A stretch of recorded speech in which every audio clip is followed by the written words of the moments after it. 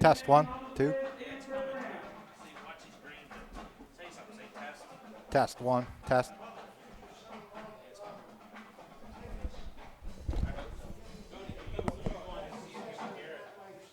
Ringmaster Luke Wilson, are your performers ready? Oh, there we're back.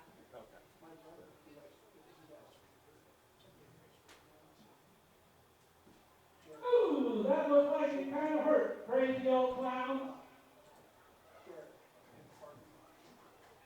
Now sit back and enjoy our 2019 field show, the greatest showman. They're soft. They're not deep. They're an embarrassment. If they had 6 football players with the character of Jason Witten, they'd win 13 games. Sean Lee and Jason Witten. Yeah. Those two young guys are the future. Those two young guys got burnt all day on Sunday.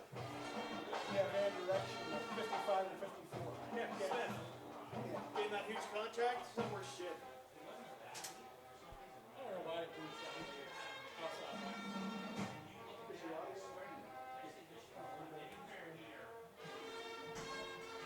That's good. Ready to drop the S-bomb? Really on.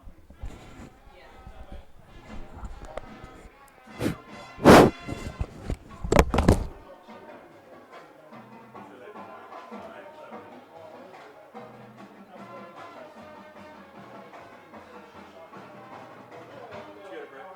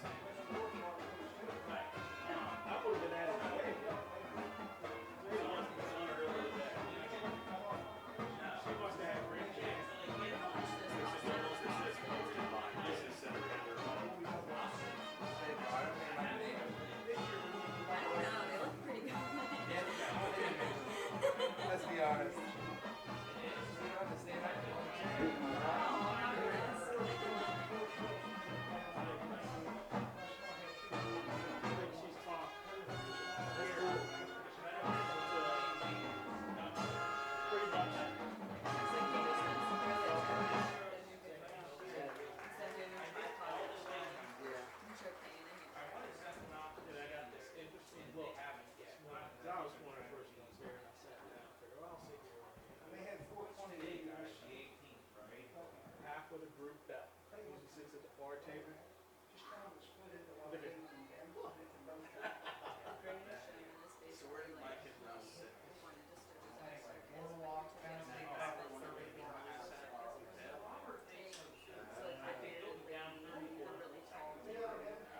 All these cars. If there is a really tall guy, it's probably one of the girls. They were back and forth. Yeah. Once again, it was I mean, it's nice that kind of you're big things left over there.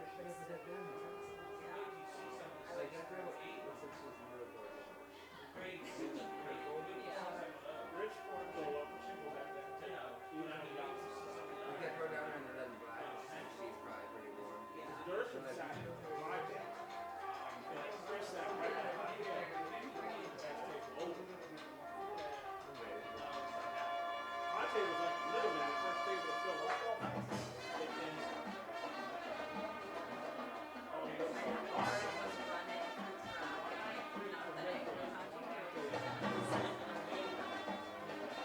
we sat at the end of my table.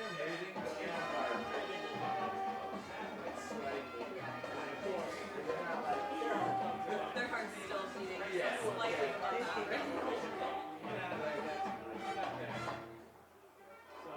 he sits right My next to mom me. was saying that for their children, they found them like walking up and down that hill in elementary schools and in middle schools because of walking was super cheap.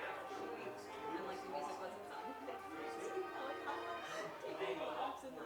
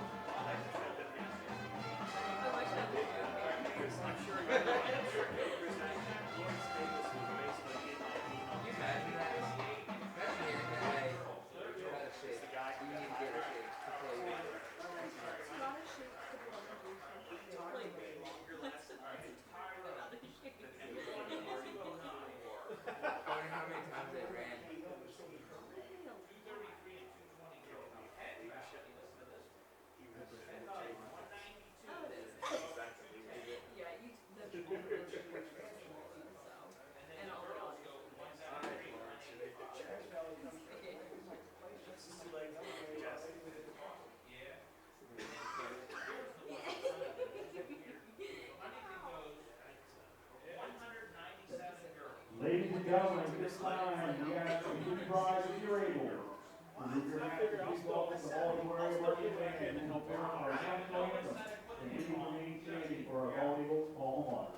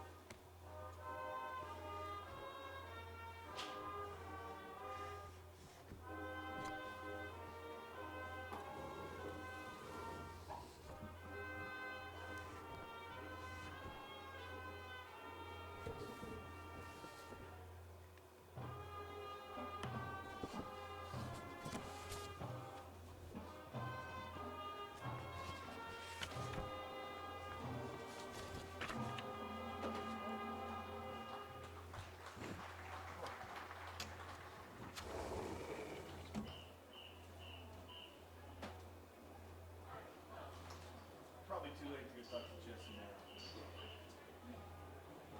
Unless you do it sideline.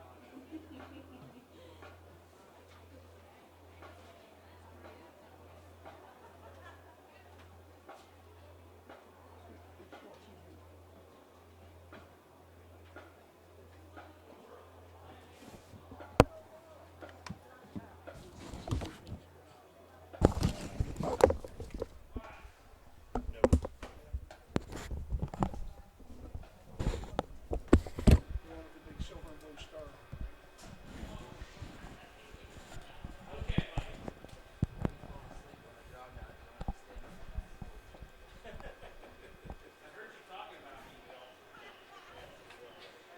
Check your phone. I left you a lot of messages. Me? Yeah. No, not today.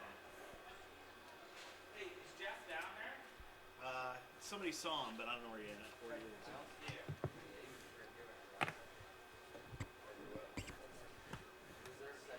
Go be a good producer and round me up somebody to interview. Are you the game day manager? No. Then do your job for me. I don't know. He's not my brother. I don't send kids to this school anymore. He's literally right. Last time I saw him, he was standing right, his back right up against the fence.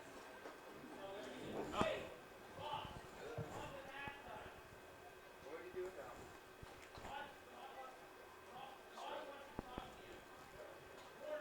$300. I like the attire. I like the fact that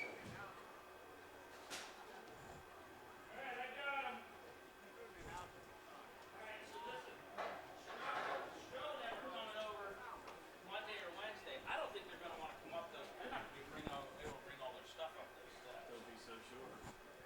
They might come up and be on top. That works for us. What do you mean with the cameras? Yeah.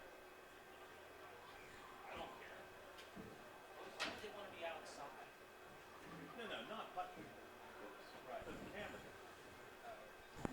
Are you the camera? Oh, you're the same camera. Yeah. You're, I know. you're going to be good with that thing better with that, huh? What's Because that? it's more fixed. Yeah, it's nice. Can you tell us? Even if they brought the cameras up here, Yeah. I think they're still gonna walk downstairs. No, if they put the cameras up on top and then shoot down, they'll be fine because they'll have two monitors to work on. Joe and the other guy will have monitors to work on. I don't even. Oh, they're going to take calls Altoona tonight. At Altoona. Good seats available.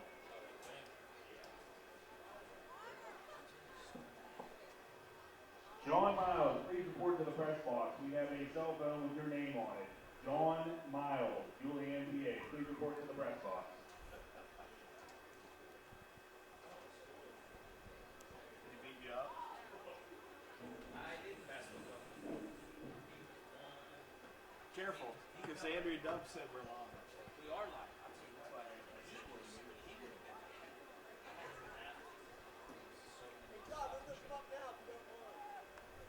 Tonight I get the 50-50. He's probably worth $30+. No, we don't want him now. Where is he? He's already coming in the door. Well, tell him before he climbs the steps, say halftime. I'm out of it. No, you're not. No, you're not. Here's your boss. Where's Tana Smith?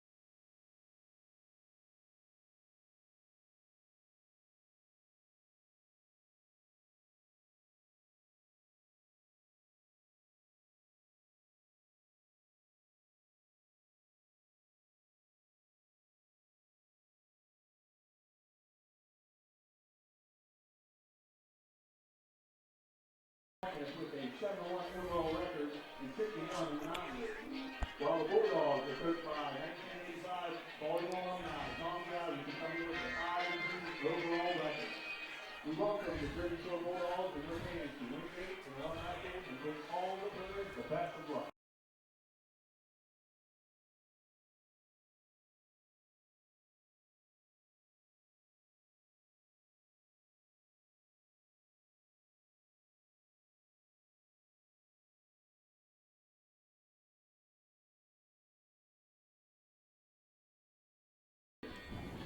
Okay, Steve, you got me now? Yeah, I got you. Okay, I got you. We're coming in good. Now, Steve, we're gonna do this right. You're coming on here and you do your usual.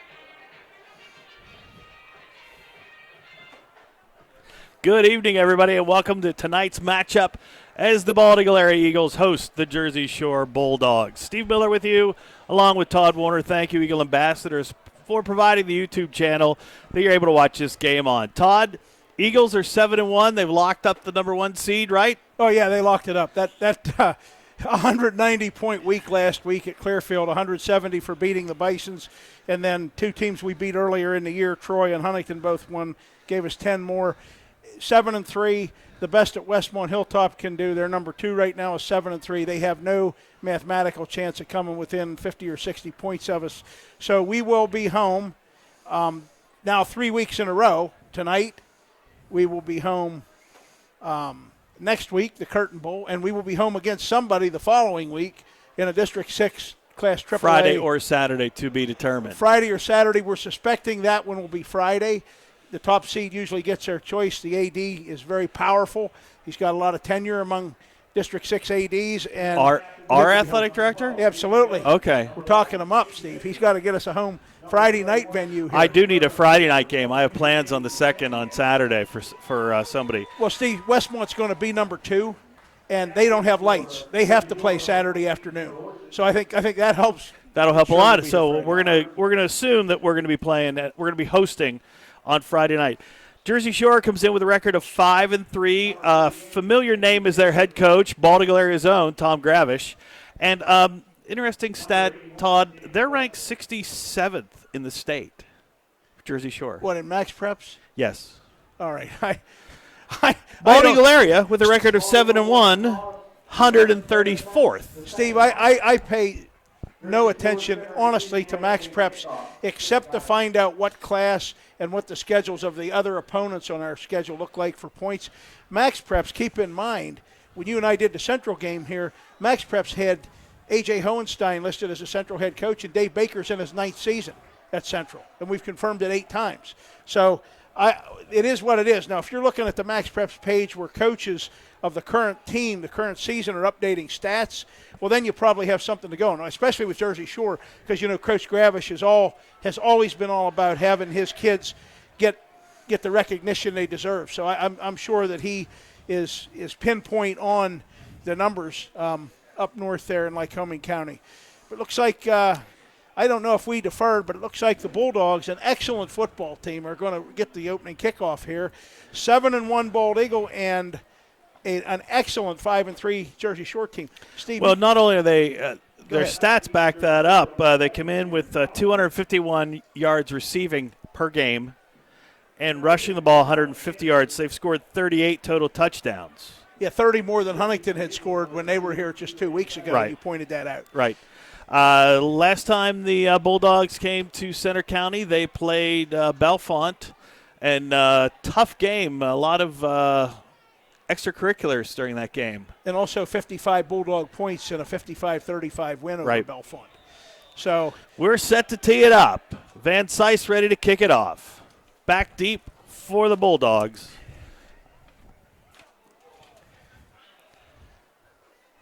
Who's on the far side there? 7?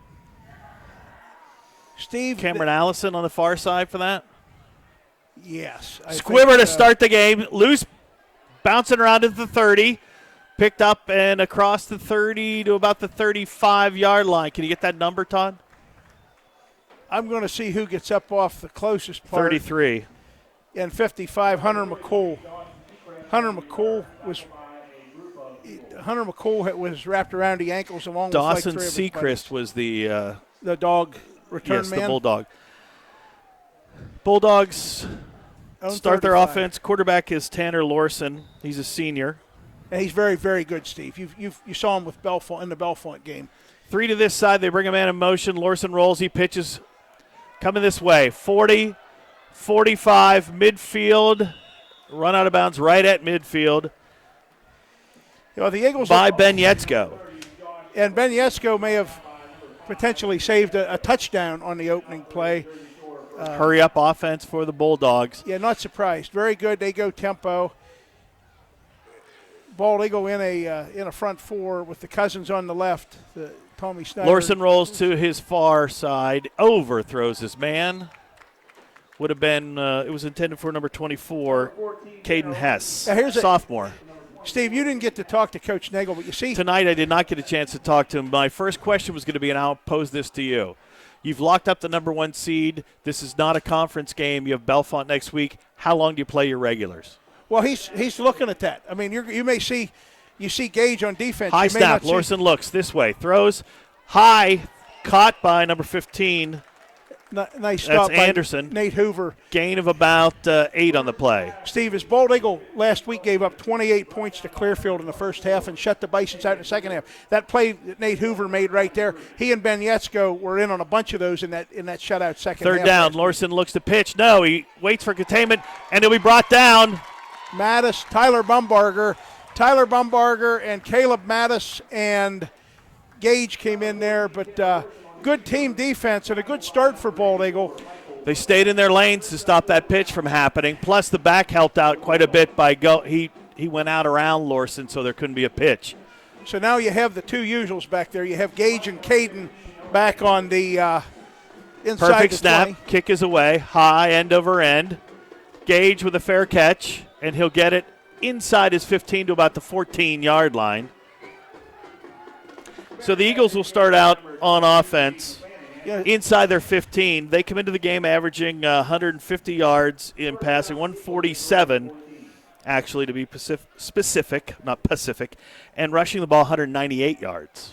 Yeah, good balance. And last week that balance was the key as they scored the final 21 points of the game, came back from a 28-15 deficit and beat powerful Clearfield 36-28 to wrap up the top seed. Jaden and Tommy in the backfield take it, Steve, from the 14. They slide Cunningham in motion. They'll hand the ball off to Snyder. Snyder still on his feet. He'll get to the 20-yard line. Gain of 6. Short 4. Second down and 4 for the Eagles. Well, they listened to you, Steve. When we watched the last team in orange and white, Tyrone, you didn't want him running wide. You wanted that inside or right off the tackle, and you got that there, and he got 6 yards. That's a nice start. Ball in the middle of the field now on neither hash.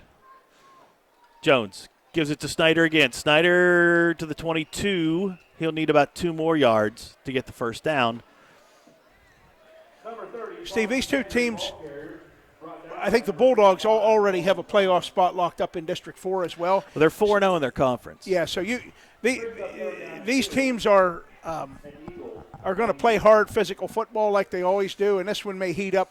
I certainly expect it to heat up more as we get on. We're just 2 minutes in. Big play, though, early in the game. 3rd and 2. They bring a man in motion. That's Hoover across. Snap to Jones. He looks under pressure. He'll be brought down for a loss. Tackled on the play by number 55. That's Colin Samar, and it'll be 4th down after sack of Jaden. Steve, you know what I'm looking at? We have, our most established lineman, Caleb Burns, is going for the year. Yes. His recovery from medical condition is still underway. By the way, go to the Facebook page for the football team. Order your shirts to help defray the costs of medical expenses and trips back and forth to Pittsburgh. High snap. Nice punt. Oh, fumble, loose. Eagles have it. 30, 20, 10. Flags, no. Touchdown for Bald Eagle. Number 7, Tyler Bumbarger, caught that out of the air and ran it back for the Eagles. And a snafu for the Bulldogs will be the first touchdown. Is it a touchdown? Well, they're standing there. Can you advance a punt in high school? I don't know. I don't know what this discussion's about. He's calling them back. Advance from Mott. It's going to be first down blue. He can't advance it. Spotted the recovery. He not advanced the Mott. Well, that was the prettiest play we had all year, Steve. And it goes for naught. And it's not in the rule book. So with 8:57 to go in the first quarter, but that's a big break for the Eagles. Well, it takes points off the board. That's the sad part. Well, what I want to know is he muffed it. It went forward 15 yards. Was that where he was at when the ball hit him? Must have been. Well, I thought he was a little deeper. I thought maybe 5 yards that way, just barely over the 40. But if they're going to put the ball, the Eagle offense, and Gavin Eckley, the 9th grade Lightning Bolts on the field now. Kyler Cunningham, Caden Bettinger. Who we have up front? We have Gage Watson, the junior, who continues to improve, is going to line up at the right tackle. Austin Bomboy, a great senior season out of him as a center. Looks like we have. Here's who we're missing tonight on the offense. Well, now we've got Chandler Burns coming in, another sophomore. He's coming in at the right guard. And I think we have Dave Close and Asher Burkett. I can't see that far over. They bring the man in motion. Jones stopped, spins forward, gets back to the line. Loose ball. They're going to say he's down. That's that quick, physical front. Jersey Shore, Coach Nagel said that was their strength, that front 7, front 4, next 3 guys back, that we would have our hands full there. We had our hands full Clearfield, and then we made the adjustments. This offensive line's played extremely well all year.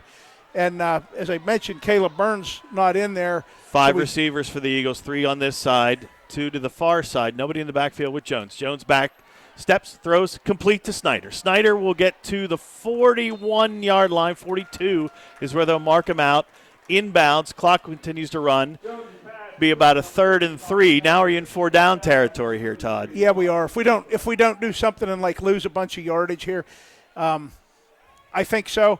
Although we've had really good success this year when we've downed punts inside the 5, we've turned football games around by doing that. So back to 5 receivers. Jones, 3 steps, throws, screen, missed a block, and a big hit and a loss in the play of about 1.5 yards. Asher Burkett hit his helmet like he missed the block. I think it was Tommy Snyder that did it. It was Gage that got the screen. I thought. What will the loss of Matthew Reese tonight and next week be for the Eagles? Well, that's a deep threat for him. That's it. Yeah, Caden Bettinger can be a deep threat. That's certainly a huge weapon. And as Clearfield found out last week, when number 10's on the field, it's a little different story in the secondary. You're right, Steve. They are going to go for it. Eagles look to go for it. They bring Snyder back, 3 on the far side of the field. Bettinger's all by himself down here with single coverage. They bring him across for the slant. Complete. First down at the 35-yard line. Absolutely beautiful. The throw was nice. The catch was beautiful. And the D-back knew it was coming, too. He saw the play develop, could not get inside. Bettinger turned his hips to make sure if the defender went through him, it would be pass interference and a first down. Steve, one thing, when we get a break here to talk, like at the end of this possession, let's talk about the line situation. I'll explain something to you. Jones back. He's going to take off. He went the wrong way, and he'll lose 3. Well, they're clogging stuff up. Is he okay? You know, that running up the middle.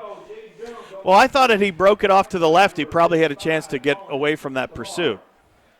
Yeah, he might have, but he lost 3. 2nd and 13 for the Eagles. Second down and 13 at the Bulldogs, 38. Now, Nate Hoover. Hoover's going to go far. They'll bring McClanahan in close. Hayden Vaughn is the back beside Jaden. Yeah, very promising sophomore back. He takes off again, sidesteps one man. He'll get back to the 35, and that's about it. And if we're going to do that all night, Jones is going to be very sore by the end of this. Well, and I don't want him to be very sore. I mean, I don't like anybody to be very sore, but there's a guy you can ill afford to have be sore as we head into the stretch run here. You know, postseason football's on the way. Absolutely.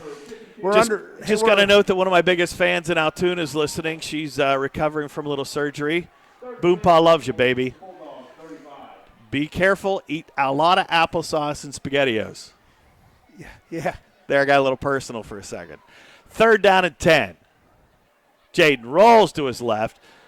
Throws back across. Got Bittinger open. Intercepted. Nice play. Terrific play. He got inside Bittinger on that. Anticipated it. That's number 48.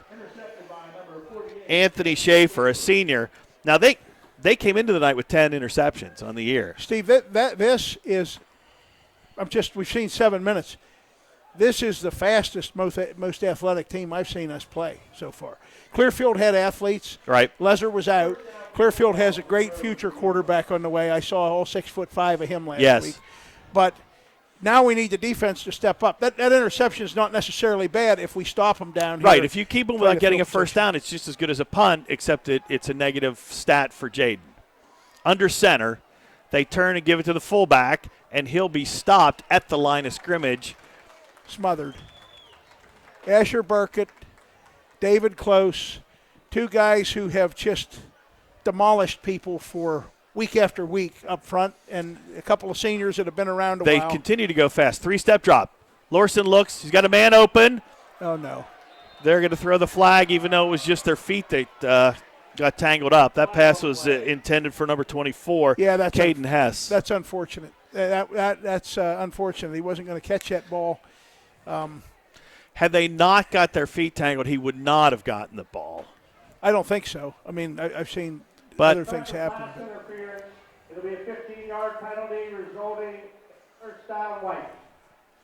So there's 5:01 to go here in the first quarter. And, as long as they're down here in this end, I can actually look out the window and see what's going on. But after we do that, once we get to midfield, I'm going to have to jump on this monitor. do you want to switch windows or anything? No, well, I will be all right for right now. Mattis comes out and Snyder comes back in. So now you have the Cousins on the right, David Close, Tommy Snyder on the right, Asher Birkin and Caleb Mattis on the left of that front 9 four. guys within 3 yards of the line of scrimmage. Number 30. Yeah, and he got met pretty physically, pretty hard, but downfield. Josh Malacki. 80 Kyler Cunningham, 24 Nate Hoover maybe on the initial contact. Well, They don't waste any time breaking the huddle, that's for sure. They bring a man in motion out of the sort of eye. They look to toss it. Big play. Nice job. There's a trip. I can't believe they didn't throw a flag. No, He was on the ground and he used his legs. He got away with that Who one. used their legs? Gage? Close, I think, was down on the ground. Whoever Well, was no, down, Gage gave the kick motion to the bench, and Close ended up with the tackle. David Close made the tackle. But now it's Third and 5. They go quick. Lorson rolls, continues to roll, still going. They need to stick him. They do. Yeah, Nice yeah, tackle by Gage. Gage McClanahan. Yeah. Stopped short of the first down. It'll be 4th down. And after that iffy penalty, looks Now- like they're going to punt it away. This is the Dogs' second punt of the game. Yes. Prior to this game, the last punt attempt Jersey Shore ever made will go down in Bald Eagle history. As the bad snap that gave us the ball with 13 seconds left down there last year for the miracle win. So Punt is away. Oh, they came after it. They Yeah, they didn't did. touch him, though. Bittinger 42. goes this way, sidesteps a guy. He'll run into 2 tacklers, and it'll be at midfield is where the Eagles will start He for got their 8 third yards. possession. 8-yard reception. He was back there by himself, and he got 8 yards. Yeah, he made a and trust nice me, cut. There were 5 guys there. Yeah, they're fast. I Oh, mean, this is 5 a Tom guys. Gravish football team. I'm hungry. I didn't eat any dinner yet. So Offense, defense, special teams. 3.5 to go here in the first quarter.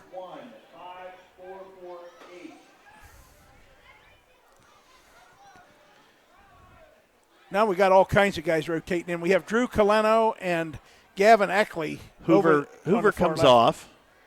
Now we're ready to start the play clock. You're already seeing all kinds of rotation. Is Hayden Vaughn in the backfield there again? Or is that Tommy Snyder? I think It it's looks like 32. Vaughn. They bring Cunningham across. They'll give it to Vaughn. Gets outside. Got back to the line of scrimmage, maybe a yard. They strung that out nice. They're Yeah. well disciplined. And they're very fast. They're Fast, quick. fast, and with discipline. That's the problem when you're playing a team like that this late in the year. Although it's good preparation for the playoffs. Well, it is. Yeah, I mean they're better than anybody we're going to see in week 1 of the playoffs, and they may be better than anybody we would see in week 2. 2nd and 10. Handoff, Vaughn. He'll get to the 46. Gain of 4. 3rd and 6 on the play. Snyder's getting a lot of breathing early on defense and on offense. Yeah, I'm telling you, not that Coach Nagel's playing this like an NFL game, but you're seeing a little bit of that. He said they would rotate a lot of people. He didn't say he was going to pull people. He said he was going to play a lot of players early in this game, and he's doing that. And now on a big 3rd and 6 at the Bulldog 46. Snyder will change sides. Penalty. What's the deal here? It's a dead ball foul. It's on them. Are they lined up in the neutral zone, Steve?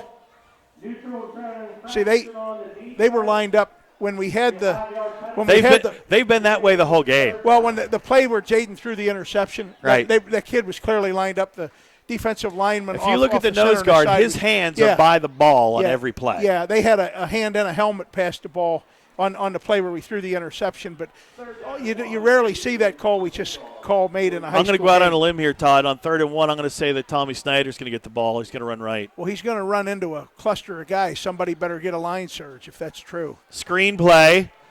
There it is. Yeah, he got it. He's got the first down. Yeah. 30, 20, 10. Waiting on a block. Rumbling. Still going. He did not get in. He'll be at the 1-yard line. Beautiful play. Great call. Anticipated the pressure. Got him out in space and let Tommy run. 1st and goal from the 2. Did you see any of the highlights of Clearfield last week? Did you Yes, watch I it? was watching the big show on Channel 10. Well, they ran that, not a screen, but a run similar to that left side. He put the Bisons away last week with that. So now here's where I get worried, though. Here's where we can't relax. Yeah, why isn't Bittinger in there under center? They bring Eckley 2 men in motion. There should be a flag. No, there's not. There's a touchdown. Eckley was moving and Cunningham was coming across. I did. Yeah, there's the flag. It's Oh, they down here threw it. close. The side judge threw it. Yeah, he did. You guys sitting on the offense. 5 yards. Did he just go 2 guys? 1st and goal. He didn't say 2 men. He said 2 guys. So we're backed up, Steve, and now it's not a given with this Jersey Shore defense. Oh, absolutely. And you got to want you a big screen pass and a great run by Snyder. He got about 15 more than I thought he was going to get when he took off with that. But when you get to the 1, and now you're back on the 6 against that defense, Well, they only have 16 yards to cover. That'll be the issue. Jaden from the gun. They bring Cunningham across. Low snap. They give it to Snyder. Snyder will get to the 5, and that's it. all right. Clock continuing to run. I see a setup here, and Tom Gravish knows this.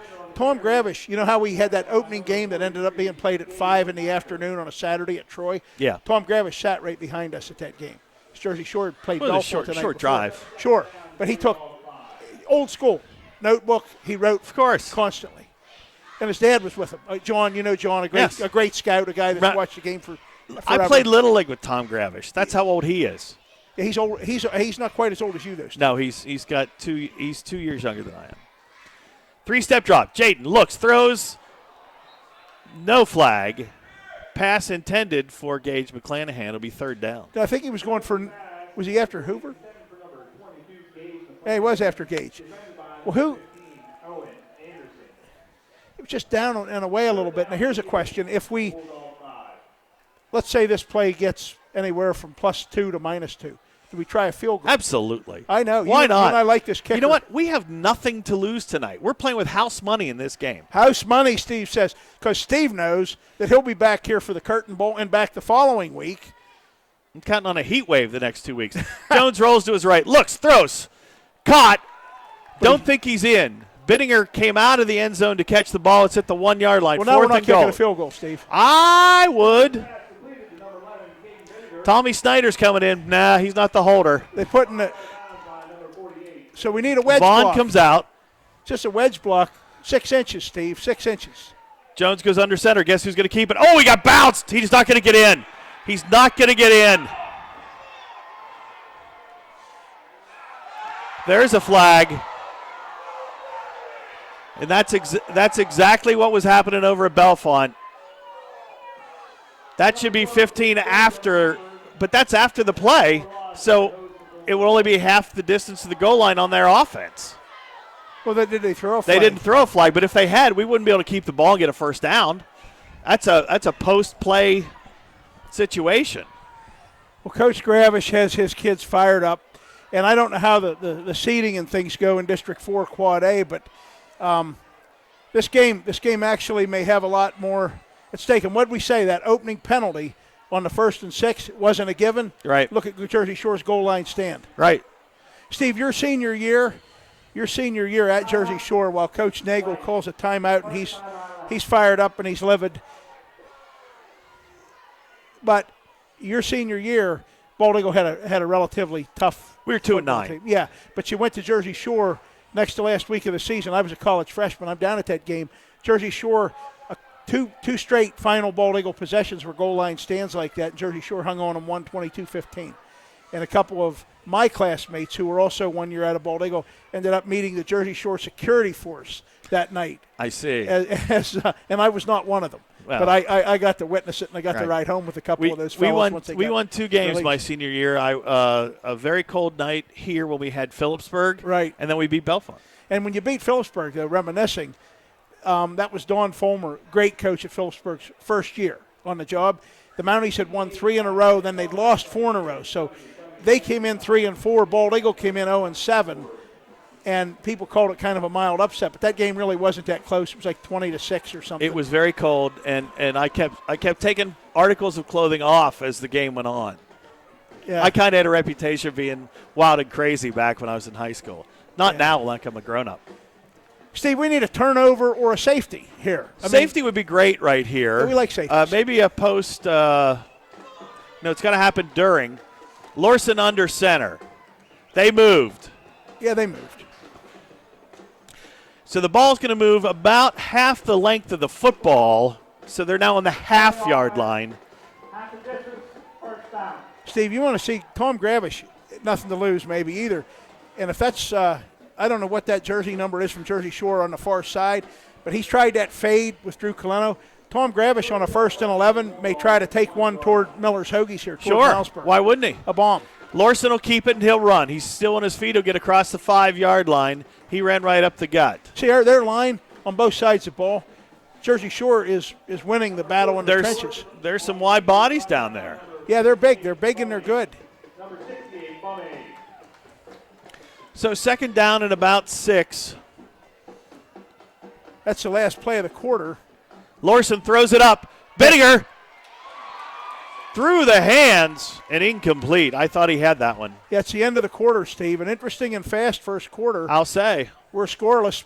There's a good chance we might be able to hit the Hofbrau tonight before the way this game's going. Oh, Steve. Knocked down by number 11, Caden Finger. No score after the first 12. At the end of the first quarter, Jersey Shore 0, your Eagles 0. So Bald Eagles had 2 opportunities. They threw the deep ball interception, a great interception by the Jersey Shore kid. He picked it at the 3. Bald Eagle runs best offensive play of the night, a 40-yard gain on a screen pass. The problem, Steve, we needed 41. That's right. The play went from the 41 to the 1, and we never scored. Penalty set us back to the 6, and then a quarterback sneak, and Jaden just got absolutely decked, and he got decked because the Jersey Shore guys up front won the battle. Well, it was a dead giveaway the way he approached the line of scrimmage, like he was going to take that.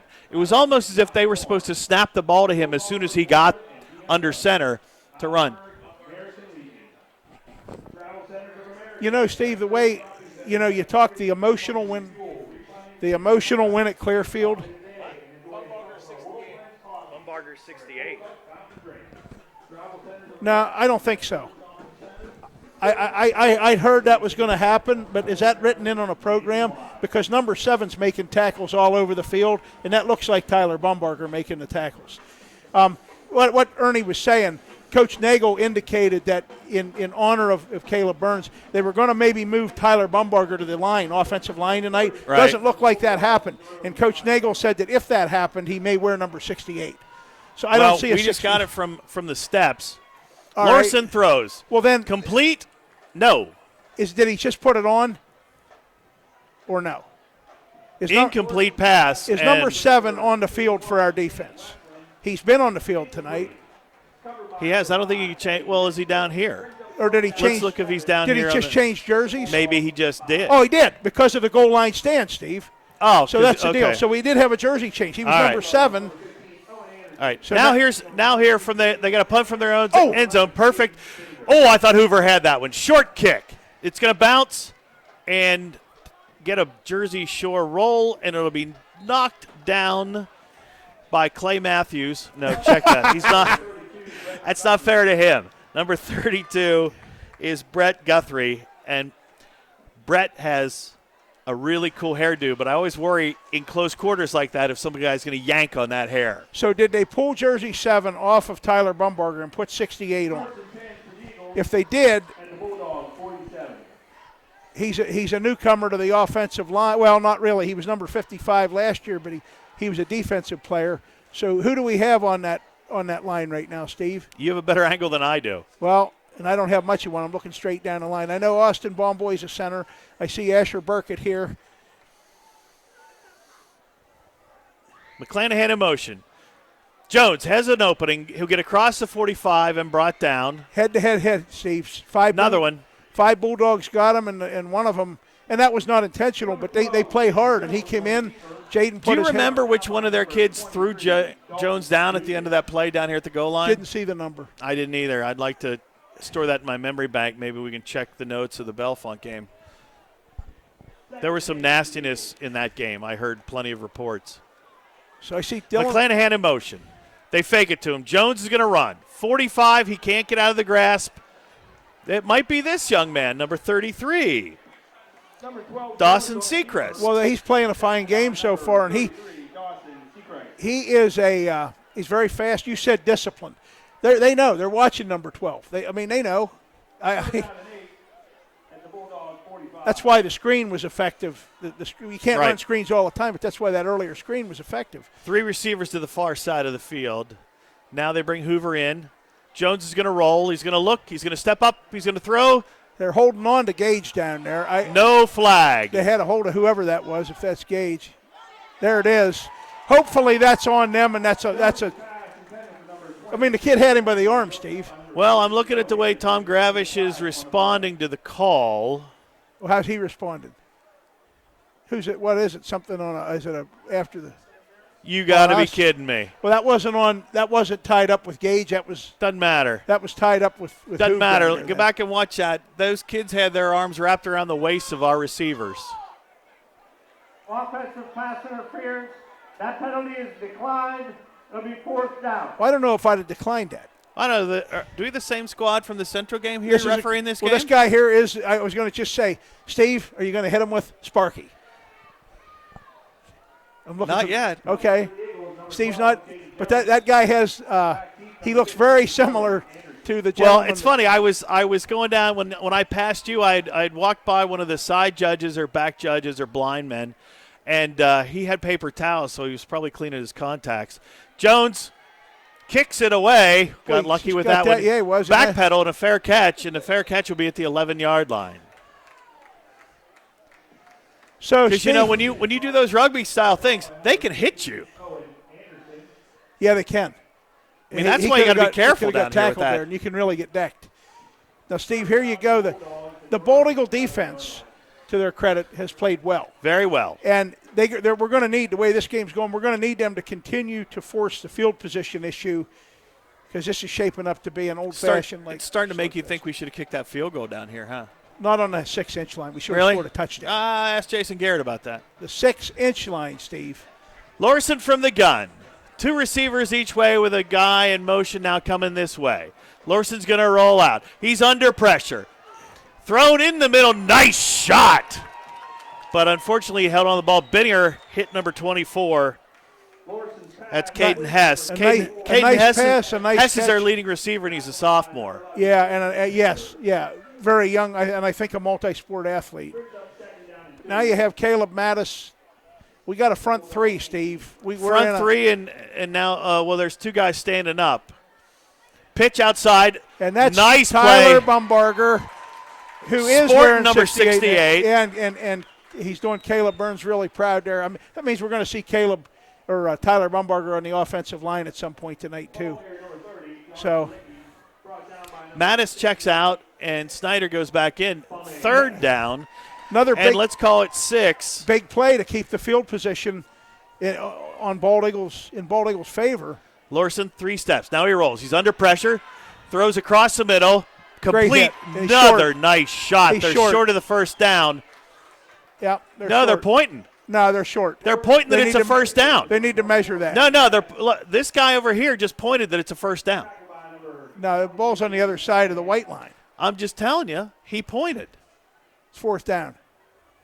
It's 4th They're down. not acting like it's 4th down. Look, they're moving the No, chains. don't move the chains. It's 4th down. They got a 4th down stick. No. No. No. No, I no. told you, Todd. I told you. No way. There's no challenge flag. If Jesse doesn't have acid reflux by the end of tonight, I don't know what's going to Well, happen. how do you do that? The ball was started on this side of That's 20. a very good question. That's Lorson's pathetic. out loose. Let's see if he gets popped. He does. Good. Ball short of the 30-yard line. Who do we have here? Bittinger came in. Caden Bittinger. Mike That Lefebvre. play, Well, that's- that play is ridiculous. That spot looked like a Tyrone spot, and this is our home field. you would think. I don't. That was bizarre. The guy on the side, he pointed. That's why I said it's a first down. Well, Handoff. they got a first down here, and more. Yes, to the 41-yard line. So they flipped the field position. They sure did. They had a little bit of help, but they're Asher executing a comes nice back drive here, in. right? They'll bring Eckley off, and they're ready to go. The chains weren't even ready. Lorson turns, moves. He's going to slide forward. He just missed the hit. Yeah, well, Lefebvre From made close. a nice tackle, but he knocked him forward for 3 yards with the angle that Close he had. had him in the backfield, and Lorson sidestepped him. Gain of 4 on the play. They're all looking at Gravish. By the way, dressed very nicely, by the way, in a white shirt and his orange tie. He always does. Lorson steps, looks, throws. They're in the middle. They're throwing right. He's throwing right in the middle of the zone. First down again. That one to number 81, Well, Coach Gravish has coached excellent passing games Stanton for years. Westland. For years. He had excellent passing games at Williamsport. He's had excellent balanced offenses with excellent throwing games. Everywhere he's gone. Everywhere he's gone. Timeout called, Bald Eagle area. And they need to stop this because momentum, they're back on their heels right now playing defense. I would love, by the way, now's a good chance for you to stop, rewind to the imaginary first down that should have been called for a measurement, and watch the side judge who immediately when he spotted the ball was pointing. Well, and trust me, the ball had to get across the 20, and it Right. was short of the 20. Right. Well, that wasn't No. close. The white line No. didn't lie there. That was pathetic. I mean, that's a word and I won't mince that word. That was, I mean, had that, I would have said that was a horrible call had we had the ball there, a horrible spot. But That's why it's, it's only a matter of time till the challenge flag's brought into high school football too, because that spot could have, should have, and would have been challenged in any other realm of high school sports. so you have to overcome that. With that said, Bald Eagles had a lot of chances, a lot of opportunity. Trips to this Early in side, this game ball's and- on the and far nothing to show for it. hash. Lorson fakes a handoff, rolls this way, under pressure. He's going to run. He's going to get pushed out of bounds by Nate Hoover at about the 38-yard line. Number 14, Lorson on the keeper. Tackled by number So he didn't get as much as I thought he got there. What did he get, Steve? About 3 or 4? Oh, he's inside the 40. Well, He got across the 40 and then run out of bounds, but unless he stepped out Well, earlier they than said that. was there a penalty flag, and I don't know what it was. No. You know what? These guys are inept. Personal foul against the face on the defense. It'll be 15 yards. Result will be a first down. Well, Hey, just out of curiosity, Todd, has there been a penalty on Jersey Shore yet tonight? well, I don't know. Yeah, the I answer didn't is no. Yeah, there was a false start in the end zone. Okay. And it There backed was them their up, one. Backed them up. There yeah. was their one. Yeah, but this is bizarre only because obviously you and I didn't see what happened there, but I didn't see the flag, and I knew there was some reason for the stoppage. So Oh, wait. I know I recognize these guys. They were in Iowa last week at Kinnick Stadium. I don't think so. Really? You don't think these guys are I fell are asleep at halftime at that game at Kinnick Stadium, but I don't think they were. I do think they're the crew that you referred to, Sparky, and I don't know what you called the other guy. Sparky, yes. A couple weeks ago. I believe I called a guy a hump. Yeah, I think you did. Lorson hands off. Now we ran by him, and that We kid's missed a a good back. tackle, and we missed another tackle.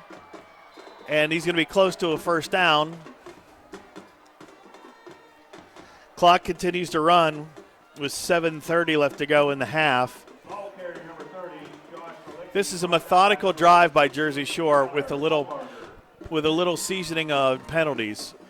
Well, the spot. The penalties are The penalties. spot but was the spot, the then the Lorson will keep it. He's got a lot of room. He's running the hold down here, and he's going to score a touchdown. What a stick! Yeah, but is he? Was that Coleno who got hurt? Yeah, he may have. He made the stick, and he's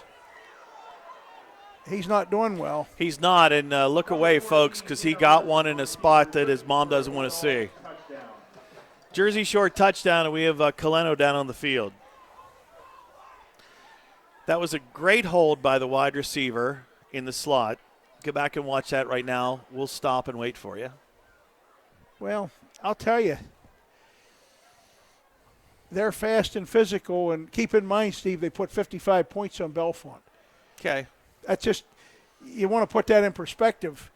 I mean, I know they have two other losses, but one of their losses, was to Southern Columbia. So that's something that probably the last 40 teams that played Southern Columbia or 50 teams have said. The last loss was, and it was pretty bad. Coleno is up and holding his midsection. Well, that'll make the Bald Eagle wrestling coaches nervous anytime one of their starting wrestlers and a guy that they're probably counting on to have 20, 25 wins this year gets wounded. Now I'm curious to see who the replacement is there. Cameron Allison is their kicker. Yeah, he's a left footer, Steve. It's his wrist, not his gut. Wide right. Well, let's see if that looms large here in any way.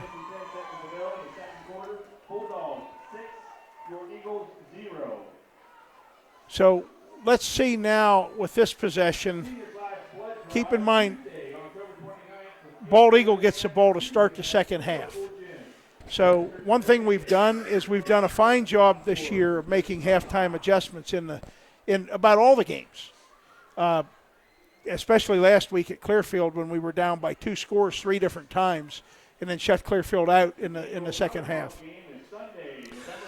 I'm watching what they're doing to Coleno here, and they're very gingerly looking at him. They're working on ice.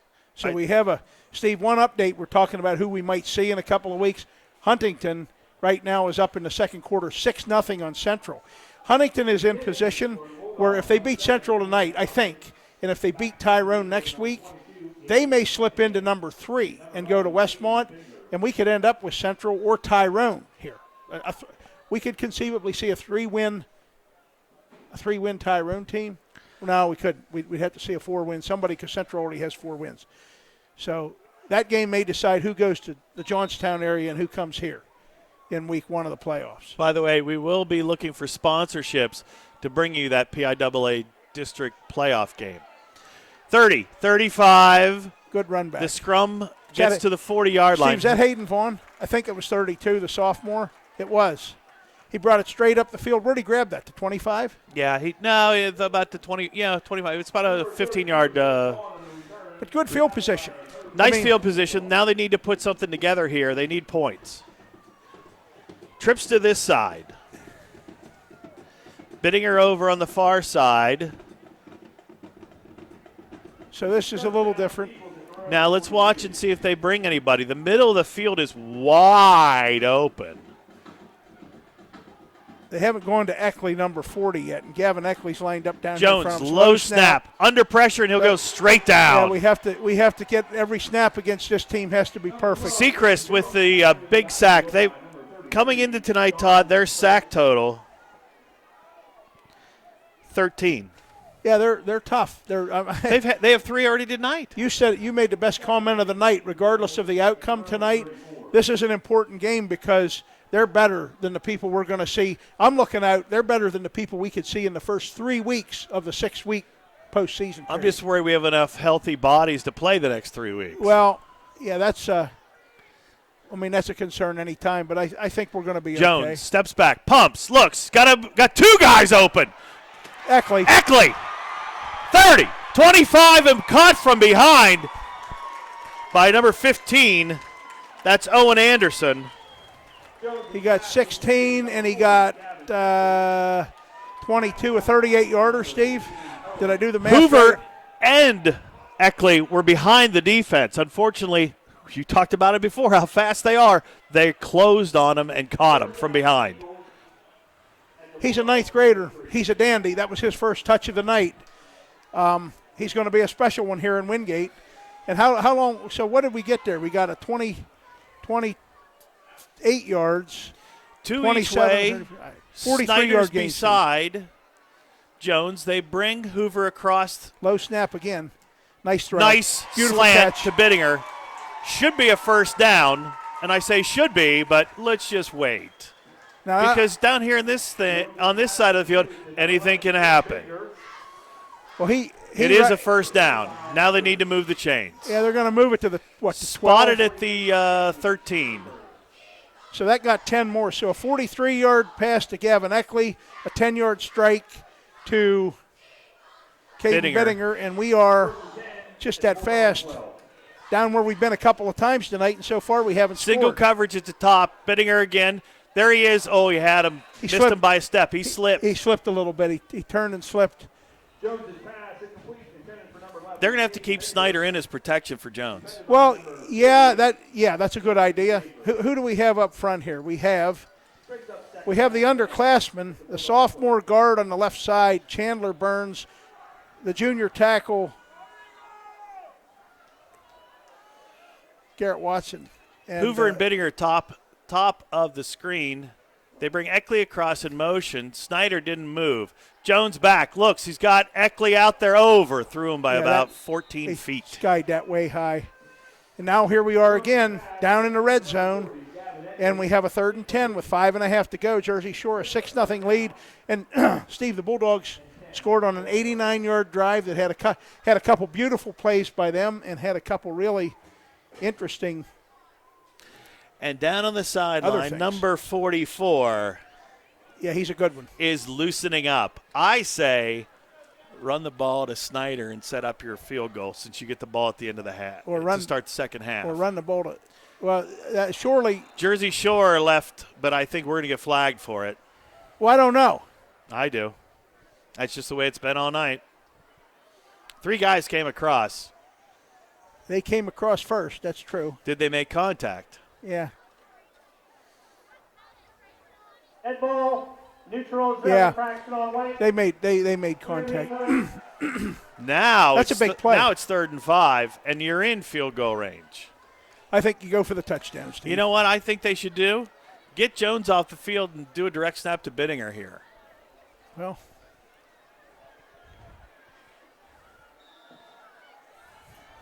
Third down and 5. 5.5 left to go in the half. excellent.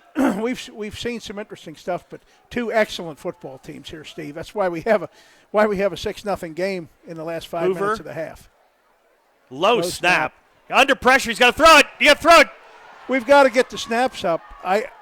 Jones is going to be tackled and lose 10 yards on that play. We haven't had problems with the snap all year. Very rarely. Well, and But if you're getting popped now, Well, if you're getting, you know, those are big linemen. Now you might be out of field goal range. well, we might. I think we actually are probably in field goal range, but he's going to go for it here. It's a field position thing. At least I think he's going to go for it. 5:23 to go in the half. So Steve, you mentioned now we've had three. Violation on blue, that penalty on 4th down. So we can get a first down without a touchdown, but we'd have to get pretty close to goal line to get that first down. We've had 5 receivers. Steve, we've had a lot of 4th down touchdowns this year. Okay, well, this is a different team. Yeah, it is. We We had need to one get decent snaps. Jones, here's a man coming free. Throws it up in the There's air. that should have been Push a flag, off. and we got it, Steve. There it is. There's a first down. Well, I don't know. Is that an automatic in high school? It's 15 yards. Well, let's see. I'm not sure if that's an automatic. We had, remember at Tyrone, we had that discussion. So, We have pass interference on the defense. To the goal, still 4th down. still 4th down. That had us confused the last time we saw an opponent Now wear an orange and white. we're half the distance. They got to step that off. So that takes it to the 9, right? It's going to be at the 9-yard line. So we have 4th and what, about 6? Now you kick a field goal. Yeah, you might. I still don't think he's going to. Kickers aren't getting loose. In fact, they're standing here in front of the band.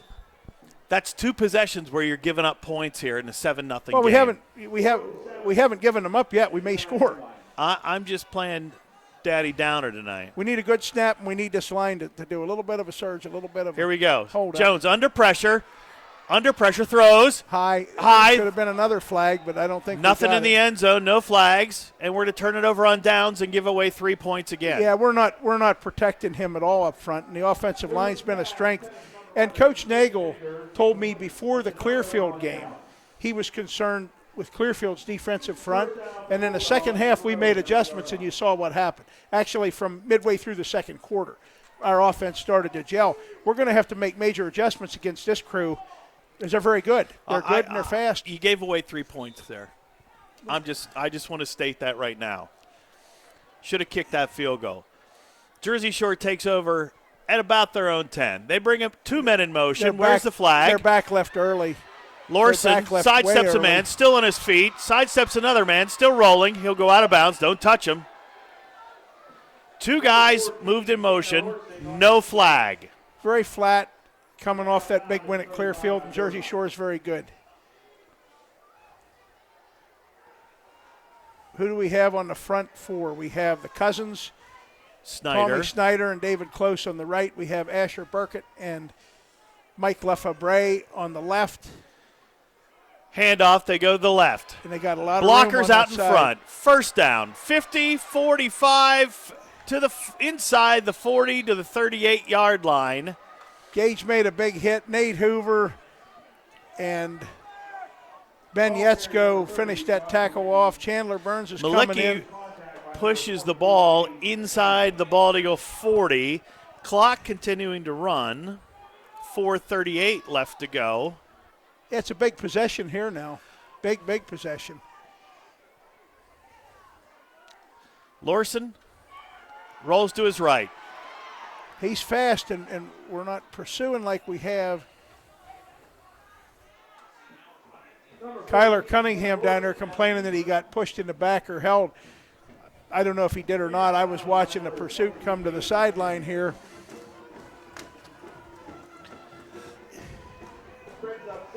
Ball's on this hash. Lorson got maybe a yard. Handoff up the middle, sidesteps a man, and he'll be brought down short of the 35, and Yeah. that is number 36, Tyler Bumbarger made the tackle. Josh Malicki. Brought down by number 68, Clubby, and assisted by number 20. Big play here, Steve, because Coach Gravish, the way they've moved here lately, Coach Gravish might be in 4-down territory. Right now the Dogs are looking to convert a 3rd and 7 at the Bald Eagle 35. 2 receivers each way. Lorson rolls this way. Looks, steps, A lot going of to room keep to it. run. Going to push him out of bounds. I think he's just Short of the first down, but, that's where we see it. It's We four- don't have stripes on. Well, he's short, but he's not short by much, a yard. So obviously, Coach Gravish should go for it here at the Bald Eagle 29. Big play. big play. They'll send off 2 of their receivers and bring in a lot of big bodies. Yeah, they bring in some wide, strong kids. They're tough.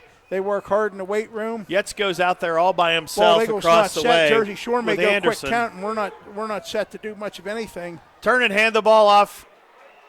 Looks like he got it. Well, I don't know where this guy's at. I'm not so sure, but he just moved He just forward, moved- well, he just just- far enough to Well, he make did. sure it was a first down. no. Well, he moved. He ran into a player and he moved. No, and they it's Bald stopped Eagles' him. Ball. So they gave one back to us. No, I wouldn't bother measuring this. They gave one back to Bald Eagle. First down for the Eagles at their own 29. You know, I Now go quick and I'm throw not- it deep. Well, biggest thing is we kept the deficit where it was. Go quick and throw it deep is a good idea. You got to give them a couple seconds. You know, we need to get set up in there. These 3 guys have done a receivers great to the job far all year. side. Snyder's beside Jones. He needs a decent snap. High! What did I just say? Jones got under it. Thank goodness. If not, that would have just been killer. Yeah, we got it.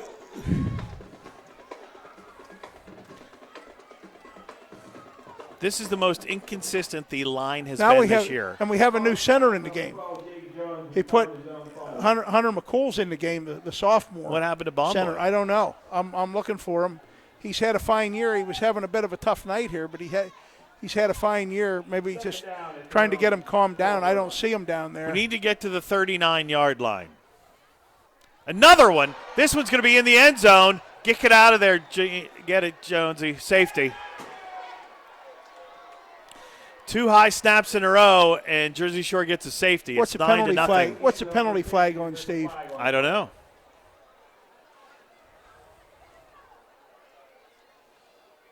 It's got to be. If it's not on Jersey Shore, it's going to be a safety. Illegal kick by the offense. It's going to be declined. The result of the play will be a safety. Whoa. Why can't he kick it out of the back of the end zone? Now look at this, Steve. Now you have Tyler Bumbarger warming up as a center. Well, at this point,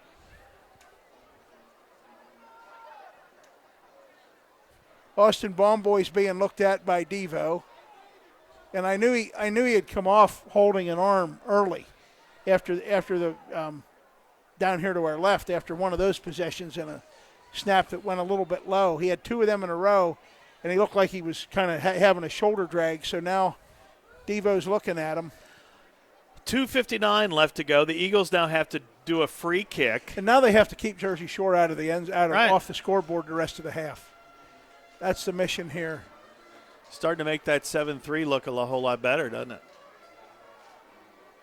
Taking that field goal down here on the bathroom side of the field. Number 7, Cameron Allison.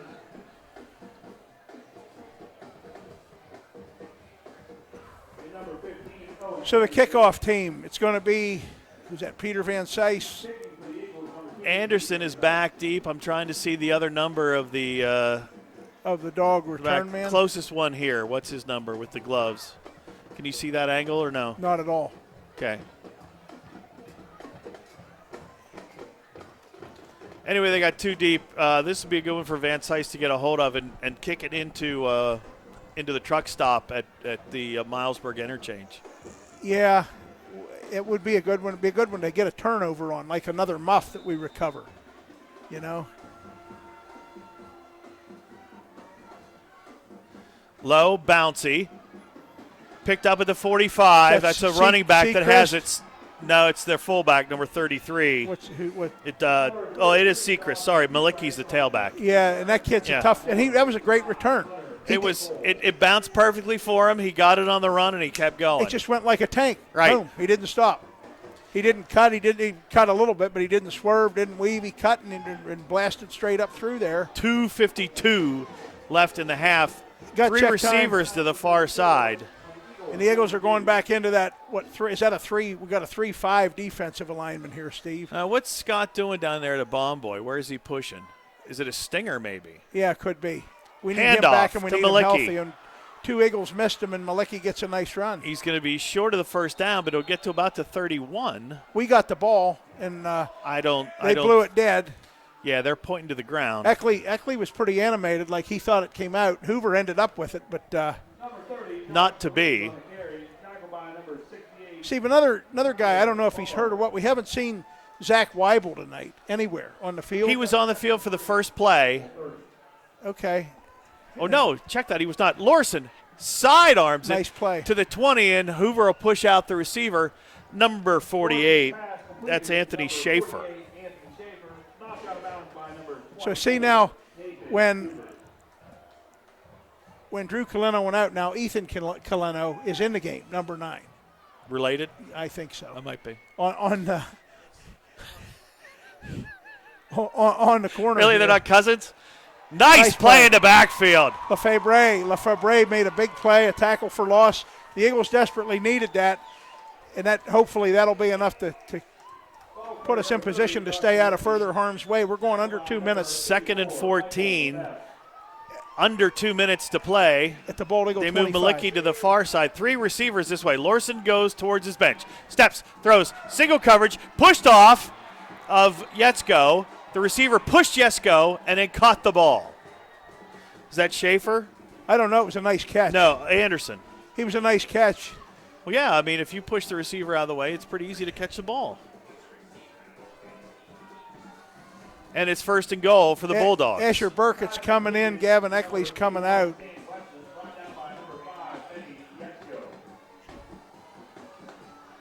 First down on the Eagle 5-yard line. Lorson gets a snap. He'll keep it on. Now he throws. Wide Beautiful play. open.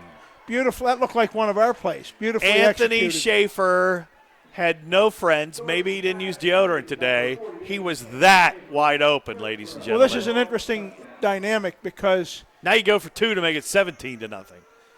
well, it's 14-0 right now. It would make it 16. No. They missed their first extra point. They got a safety. Oh, that's so right. It's 14. So, Sorry. But okay, they're going to go. They're going to kick it again. Yeah, He yeah. was wide right the last time. Down, up. That time he got it. I think he did. Yeah. Yes. So it's now 15-0 with the- 15-0. But we're down by 2 scores. Yeah. A minute 33 to go. Last week at Clearfield scored like that. We were down by 2 scores with a minute 9 to go in the half, and we answered that and scored at the end of the half. We haven't answered anything they've done so far tonight. We've been in the red zone as much as we were at Clearfield. I'm except just at saying. Clearfield, we got in the end But you zone. know what? It's not fallen our way tonight. There's not been, when you have a gift like a ball go off of a face mask and you catch it and then you run it in for a touchdown, and it's not a touchdown, it's dead where it happens. Well, the problem is he didn't catch it. He caught it on the bounce. You catch something that hasn't hit the ground, you can return that, I'm sure. Well, I'm anxious to. You know what I've always wanted to do? It'd be great to have segments, and we had this little argument before we started tonight with Mr. Dyke about production. See, here's a guy saying, I'm not sure who texted me. It said it's pronounced Lefebvre. Hopefully it's his dad or somebody that's telling me that. And that may be what you say. We did the homecoming parade, and they had it phonetically spelled out and said Lefebvre. That's what it said. So if it's Lefebvre, he's now Mike Lefebvre. That's good. High kick. Now we know. 20. Eckley. 30. Hit and taken down. And it's number 30, Malicki. On return, tackled by number 30, Josh. It goes without saying that the Eagles need some points. Even if it's 3 points, they need points on this series. Now the problem is we've had bad snaps the last 2 No, we times. don't. Austin Baumboy's back in the game. They unstung him, Steve, with 125 All to right, go. we'll He's see. back in at center. I get a little cautious when a right-hander has his right shoulder down to his right hand worked on the sideline. Yeah, me too, especially when he's our center. 3 receivers to the far side. Jones has protection that way. He rolls that way. He looks, steps, throws, complete. No, incomplete. I thought he had Bittinger. He did have him, but he bounced it in front of him. Yes, he did. And Caden turned. I don't know if Caden cut that a little late. The ball was definitely thrown before he had turned around. Yeah. Tyrone 7, second quarter. So I guess we can just say right now that Penns Valley is going to win the Mountain League Well, because they're getting a free win. They're getting a free win tonight. And they're getting a free win next week. Well, yeah. Well, yeah, they win the Mountain League. Eckley I'm worried about the in districts. motion. I'm worried Jones about Jersey Shore tries right to now. dance, still on his feet, sidesteps a man, 35, look out from behind, 40, got a block, 45 and brought down, first down. Nice play by Jones that time. He held on to the ball. Number 23, Dalton Dugan, came up from behind him. I was worried that they might punch the ball out coming from behind on the turnover. Jones was able to keep it, get close to midfield. They'll mark it at the 48. Got a first down, and we are at 1:07 left to go with the clock moving. That's going to help a little bit, but they're bringing 5. Well, a score before the half would be nice. It would be. Here they come. Jones steps, has time. Got Over him. the middle, complete to McClanahan. First down inside the 25 to about the 22-yard line. That's How many timeouts do we have left? Hayden Vaughn caught that ball, Steve, the sophomore, 32. No, it's 22. Gage Really? McClanahan. Hayden Vaughn caught the ball, Steve. It was 22 McClanahan. No, it wasn't. Hayden Vaughn caught the football. Right over there, he's lining up in the same spot he was on that play. I saw 22. Sorry. no, Hayden it's on Vaughn, the PA. nice catch. Was a nice catch, and he's a 10th grader. And they said we'd see They need more to of him. speed up here. They don't have all day. Jones, under pressure. Screen. Look out! That's going to be pass No, interference. not behind the line of scrimmage. He was in front of the line. It was close. He was at the 20 when he pushed the defender. Brings up second down. Maybe the guy dropped the flag. 31 seconds. You're right. That was a nice catch by Vaughn. We needed that, and he hung on to the ball. He's had a couple of decent opportunities tonight that he's made the most of. 30 seconds left to go. Jones rolls under pressure. Yeah. You can't throws for the end zone. No flag. Now that's 22. Yeah, that's is. Gage McClanahan. Right. Vaughn was down deep in the end zone on the other side. Lots of contact, no flag. Now let's remember, when they had the ball on the 6-yard line Right. and feet got caught over here, it's pass interference. Gage gets knocked down by a guy, no call. Yeah, I am all right with that no call, sort of. Jones looks, pumps, throws. There's an interception. No, knocked away. He took too long to throw the ball, and they're turning. Their guys are turning and anticipating the ball before our guys are anticipating the ball. 4th down. We've had a lot of opportunities, and we get the ball first in the second half. We're going to have to convert those opportunities if we get them in the second half. All that's all well and good, but they're leaving opportunities on the field in the first half. Like leaving money on the table, right? I said they're playing with house money, and right now the house is winning.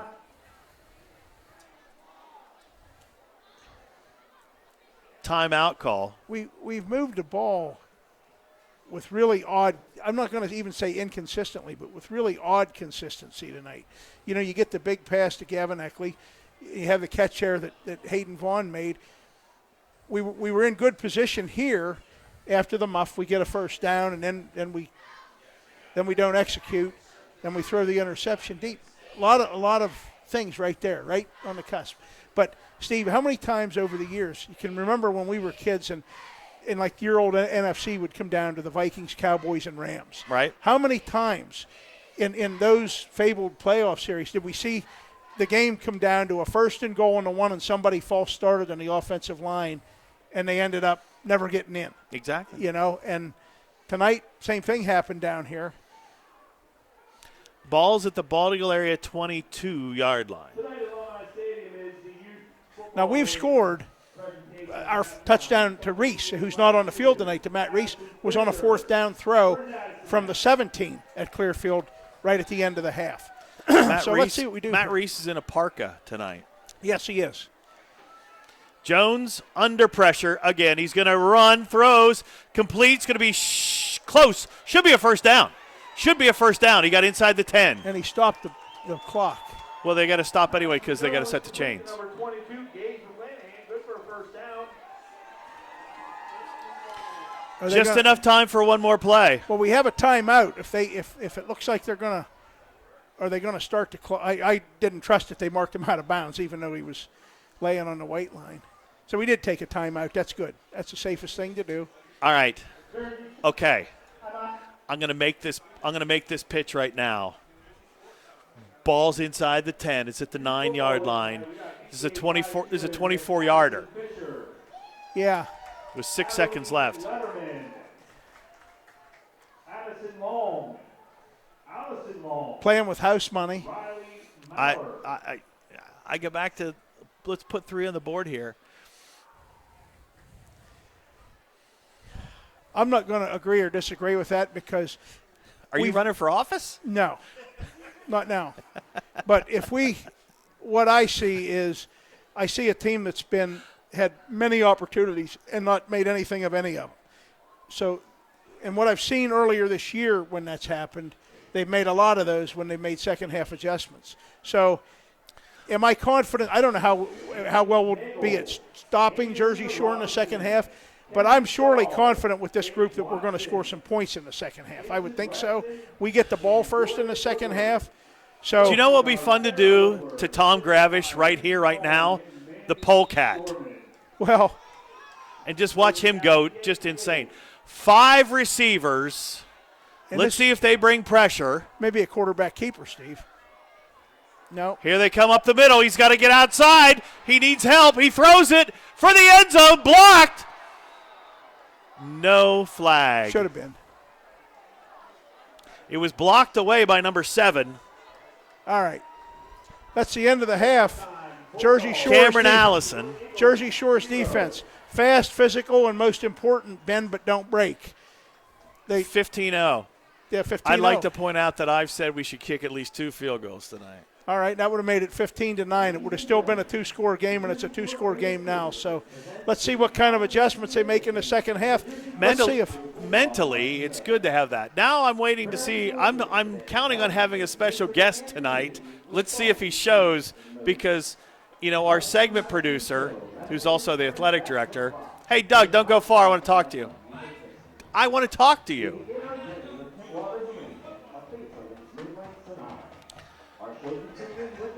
So I'm waiting. As you know, the Center County Hall of Fame dinner is next week, Todd. right. And our very own superintendent, Jeff Miles, is going to be inducted into that Hall of Fame. Are you aware of who all is going in this year? Pretty much so. Yeah, pretty much so. My uncle is going in, so I will be at that banquet. Alan Fisher, a name Right. sounds familiar. Right.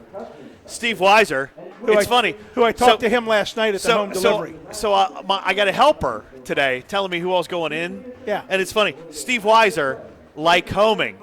Like, I don't know that Steve Weiser Right. has been at Lycoming longer than some of the buildings at Lycoming. Most of them. Sam Nastis also going in. But I had there he is, joining us at halftime, the very cold and shivery. Give me your headset. We'll let you know if you win the 50-50. So we're joined now at halftime by our superintendent, Jeff Miles, but more importantly, in this year's class in the Center County Sports Hall of Fame. First of all, congratulations. Thank you very much. Most importantly, the Eagles got to do a little better here in the second half. Now, would you have kicked a field goal? Would you have kicked a field goal here on that last play? I don't ever second guess the coaches.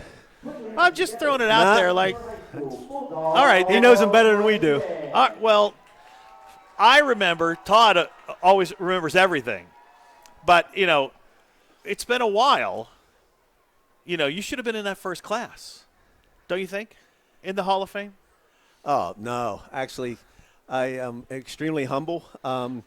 I truly believe that there's I can give you 10 people that should have been in there before me from Bald Eagle alone. So, you think about people like Ron Hoover, Scotty Miller, Mike Kresovich, guys from the older era, if you will. Gee whiz. And it doesn't even have to be just football.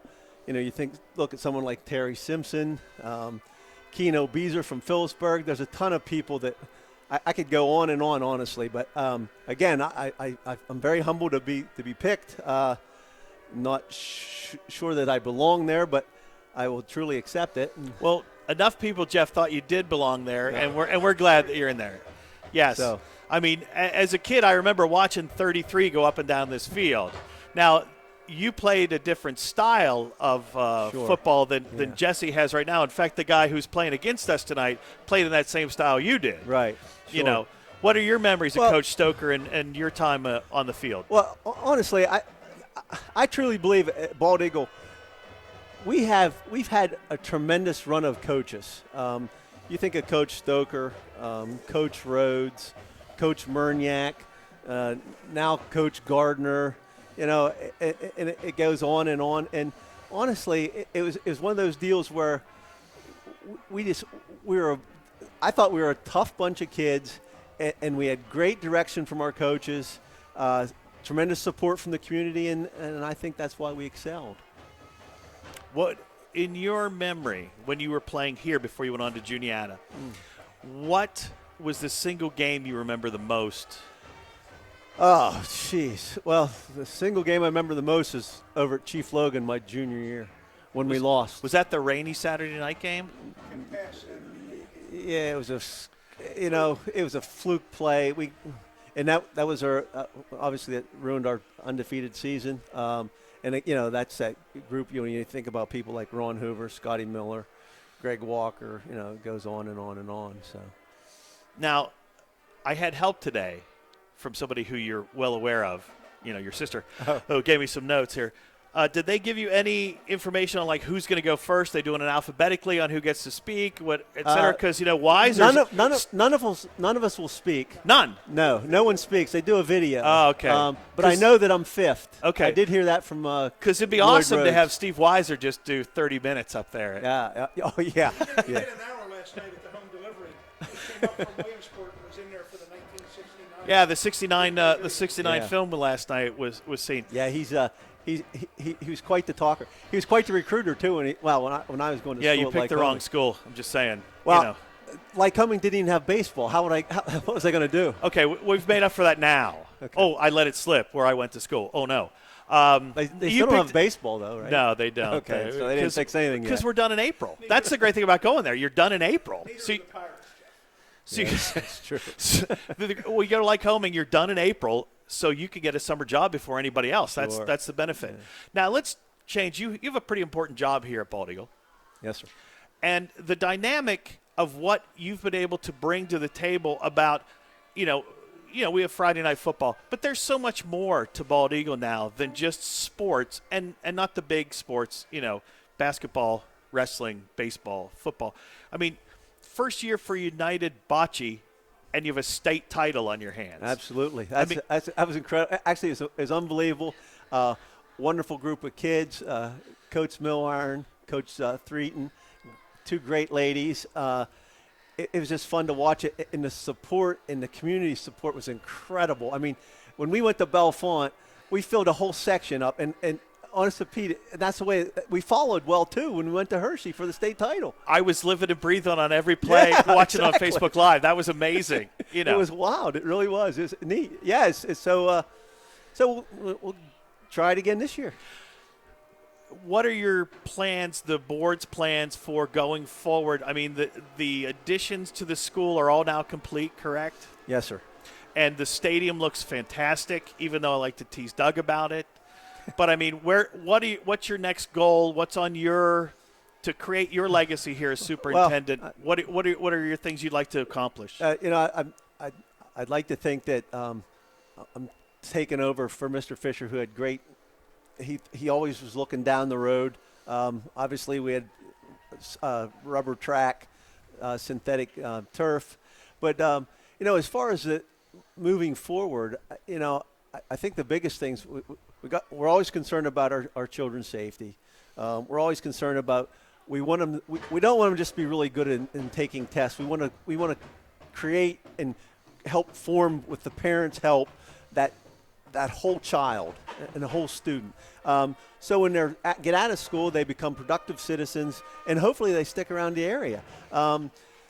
Enrollment is one of our problems. I think we're a little bit over 1,600 now. and you know, if I'm not mistaken, I believe we're going to go down to Double A maybe in football next year. Yeah, so you know, so those are some concerns. You know, we have Howard Elementary open, Mountaintop, Port, Wingate, and you know the middle school, high school. We have about 1,200 kids here and about 350 in the other 3 buildings. So you know that's a challenge. But we'll figure it out.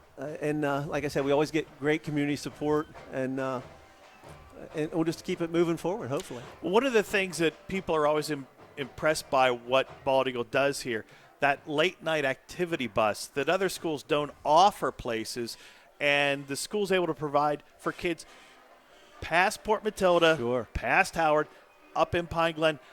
That cost, the way the school district is so cost effective, that's got to be half of your battle, along with test results. Financially also, that's another thing you have to deal with. Well, you know, we say this all the time. This complex is the community center for the Bald Eagle Area School District. Up and down the valley, up in the mountaintop, everyone comes here. 2 years ago, 2017, we were closed 2 days. One was Christmas and one was Easter. So we put a lot of effort and a lot of monetary money into this complex. So it is the best it can be. You know, because everyone does come here. Like I said, it's one of those things that we will continue to do that, and as long as we continue to get the support, we're just going to keep moving forward. Well, congratulations on the Hall of Fame. Well, thank you. You're very humble, but trust me, those of us who sat in the stands and watched you play, thank you for letting us watch, and thank you for thank you. I allowing appreciate us maniacs to go up here and do this on the internet. Yeah, it's pretty cool. Because we it's fun just to vent a little bit. You know, I was a little rough on the referees tonight, but you know, I'm sorry, I can't help it. There were a couple of calls that were a little iffy, but no, thanks for everything you do to support not just sports but other activities as well, and also this extension for the Eagle Ambassadors. So Sure, no thank problem. you very much. Thanks for having me. Sure thing, Jeff. Take Thank you care. for being Yep, here. Jeff take care. Miles, Bye-bye. Superintendent of the Bald Eagle Area School District, our guest at halftime. 15-0 at halftime. Jersey Shore out in front. We'll be back with the second half right after this. Ladies and gentlemen, please direct your attention to the field. Proudest centers of America and Pittsburgh Shopping Centers is proud to support Bald Eagle area middle and high school and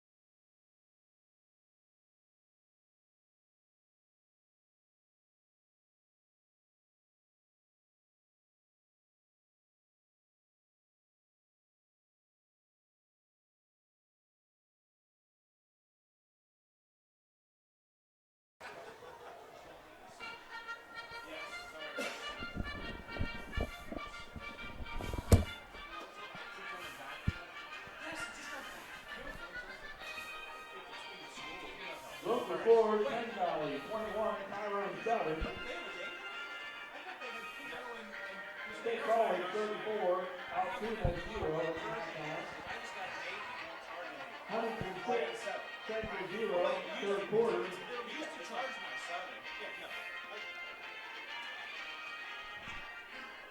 I borrow that? Oh, he's putting. Oh, sorry. No, go ahead. You better win tomorrow. I'm tired of picking them and losing. You know that? How could Western Kentucky beat them 18-7? Oh, I know that. Are we unmuted yet? Oh, okay, we're back. So joined right now before the second half starts with Doug Dyke, athletic director. Doug, something big happened in the area. That's something that you're probably going to have a long talk about in District 6, also in the Mountain League, et cetera. Two teams have pretty much thrown the towel in for the year because of injuries and lack of players, Bishop Carroll and Phillipsburg Osceola. Has there been any discussion yet about looking forward now as to how to prevent that from happening? First of all, I don't know how you can, when I say prevent it, because if a school makes a decision, and I don't know if the league has any recourse or not in the grand scheme of things. There's been talk of, fines and stuff, but whether that's enforced. We're not the NFL, yeah. and it's not TV. Yeah, but unfortunately, I don't know the scenario of both places. The one made sense to me when you found out who was left and the type of situation they could be put in up against much bigger kids. I heard tonight that Carroll may actually play next week against Clearfield. Interesting. Now, I don't know if that's true. That's right. So I didn't hear that from them. We haven't heard anything from them. We got an email.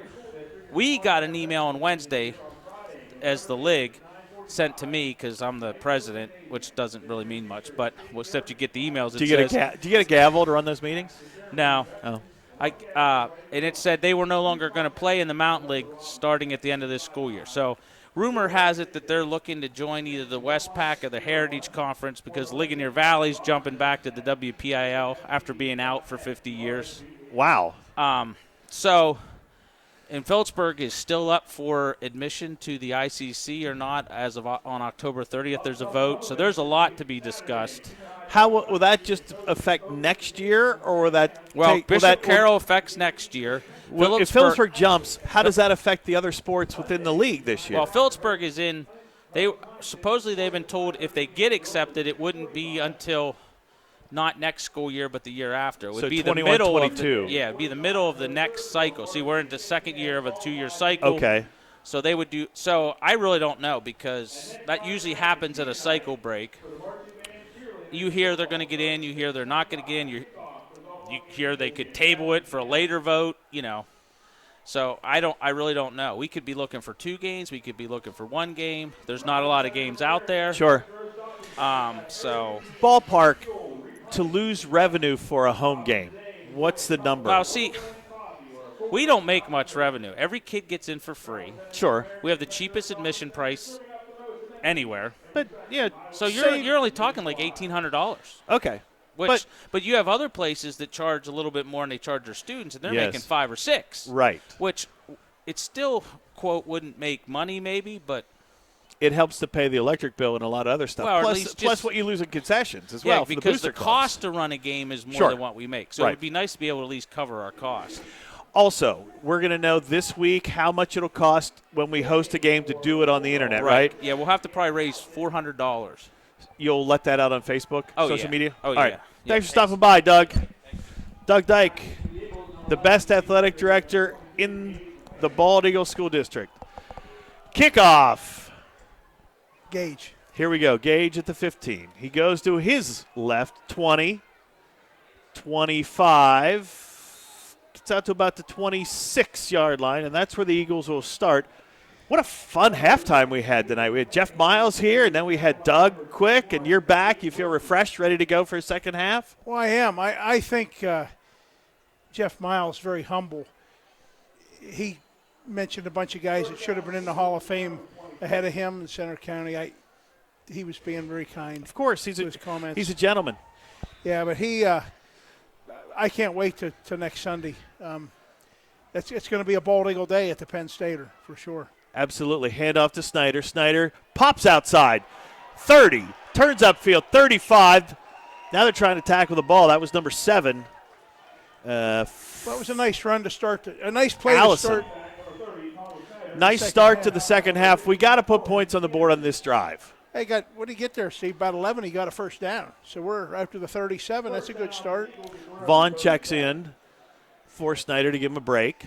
No turnovers, nice, composed, get down the field.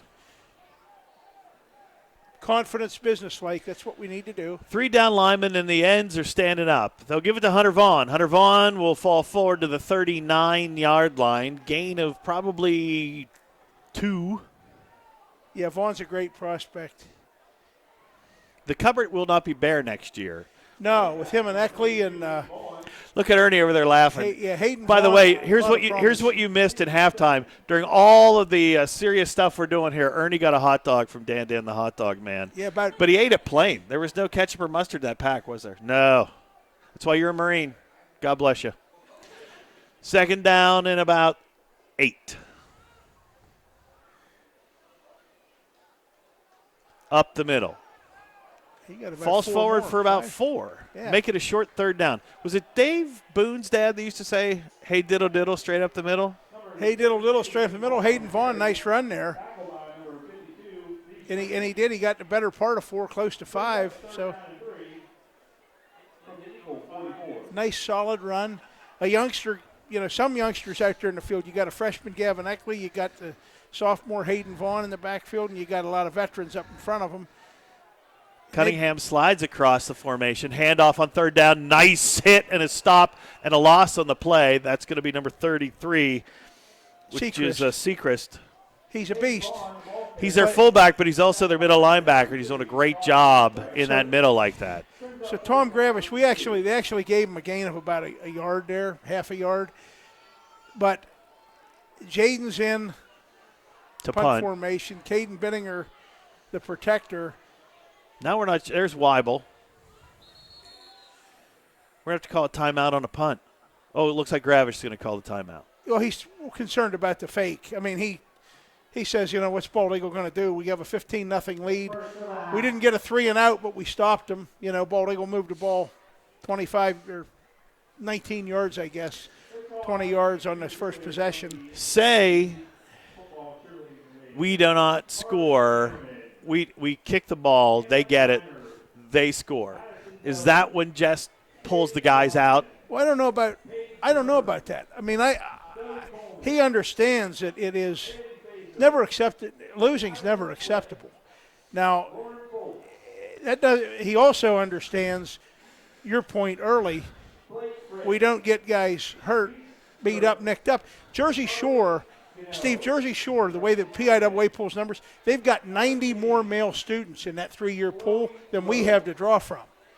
Bellefonte has 135 more male students. Clearfield's the same size as Jersey Shore. We're playing bigger people, and that's not who we're going to be seeing when the postseason's on the line. And Bald Eagle will go for it on fourth down. 4th and about 3. Hard count, no? Jones He's going to do something drops there. back, throws, pass incomplete. McClanahan was the intended receiver. Yeah, he slipped a little, and now he came up limping, and I don't like that. No, not after last year and how we lost him early. That's a bad sign. He's going to have to come out of the game. I don't like to see that. Twisted a little. He's not coming out of the game. He's going to, right for now, he's staying in on defense. And Jersey Shore takes over 2.5 minutes into the second half, and they have a 15-0 lead to run the Bald Eagle 45. Lorson has trips to the far side, one on the near side. We show blitz. Lorson rolls to that side. He's under pressure. He gets away from it, tucks it under 45. It'll run out of bounds at about the 40-yard line. Had him for a good 7-yard loss, and they couldn't connect. Snyder and Close could not get him down. Bummy was the first guy in there, too. So 3 of our obviously our outstanding players were in there around him. He's an excellent athlete, Steve. I'm anxious to find out any rumors you've heard about him playing on Saturdays next year. He's a senior. No, I don't. I haven't heard any. I haven't looked at much of their stuff on any of the scouting sites, but he's a fine athlete. He'll keep it again. Sidesteps a man. Now he'll get wrapped up, and he'll lose maybe half a yard. Tyler Bumbarger, Kyler Cunningham, and this is a big play for BEA. I mean, this game's still relatively early, And we know that when things go right, this offense can score a lot in a hurry, but they haven't scored at all tonight. Opportunities in the red zone. You mentioned pulling players. He's rotated so many in tonight that I don't know that there'd be a whole lot of variation if Jersey Shore does score here. Lorson at least at this stage of the looks, game. steps, keep him contained. He'll throw over the middle. Beautiful Nice play. tip by Bittinger, knocked away. They waited. That play took a long time to develop. They brought 48, which is Schaefer, across the seam in the middle of that zone. Nice play by Bittinger to knock that away, and it's 4th down. They'll punt. That was a big play. And now Coach Gravish, he needs more than 5 yards. He's playing field position. His defense is playing well. And I would think he's not going to do something tricky or fancy here. Pooch kick. And it's a good one. It's going to roll. And they're And gonna are they going to down get it way before it down. goes into the end zone? Easy. Oh, you betcha. It's They going to don't- die at the 3. Yeah, they didn't even need to get it. It came down there. So what do you do here, Steve? Well- Here's where I think you load them up and you take one deep. We saw him throw 199 yards last year. Yeah, we did. I'd take a 97-yarder right now, Well- and then I would say I'd take a 2-point conversion with the beef stack, and then let's go from there. I'm really surprised on the 1 yard line down there. They didn't go to Bittinger with that wildcat. Or to that Or the formation with all those big guys Right. in the backfield. Of course, with Caleb Burns not here tonight, that takes That's away you're one down. of the big You're guys. down one beefcake. Steve, you want the window here. No, you I'm got good. it, bud. Jaden under pressure throws. They got Bittinger. He's going to. Oh, nice play. That linebacker stayed at home, Yeah. and they'll get back to the line of scrimmage. They're very disciplined, and they're very good. Stayed in their lane, stayed at home, and it's 2nd down. He's actually going to lose a yard. Steve, if Jaden didn't have the athletic ability that he has, we'd have seen a rare thing. We'd have seen a second bald eagle safety yielded tonight. Been a double safety. Yeah, it would have been. We recorded 3 of them here against PO many, many years ago in an era when PO wasn't that bad of a football program, when they had a pretty good team. Well, sort of what Jeff said earlier. There's a throw over top of Snyder. It was actually intended for Caden, who was 30 yards downfield. That was a miscommunication of some kind. 3rd down and 12. School districts like Phillipsburg and Bald Eagle, let's face it, the valley is basically a wetland.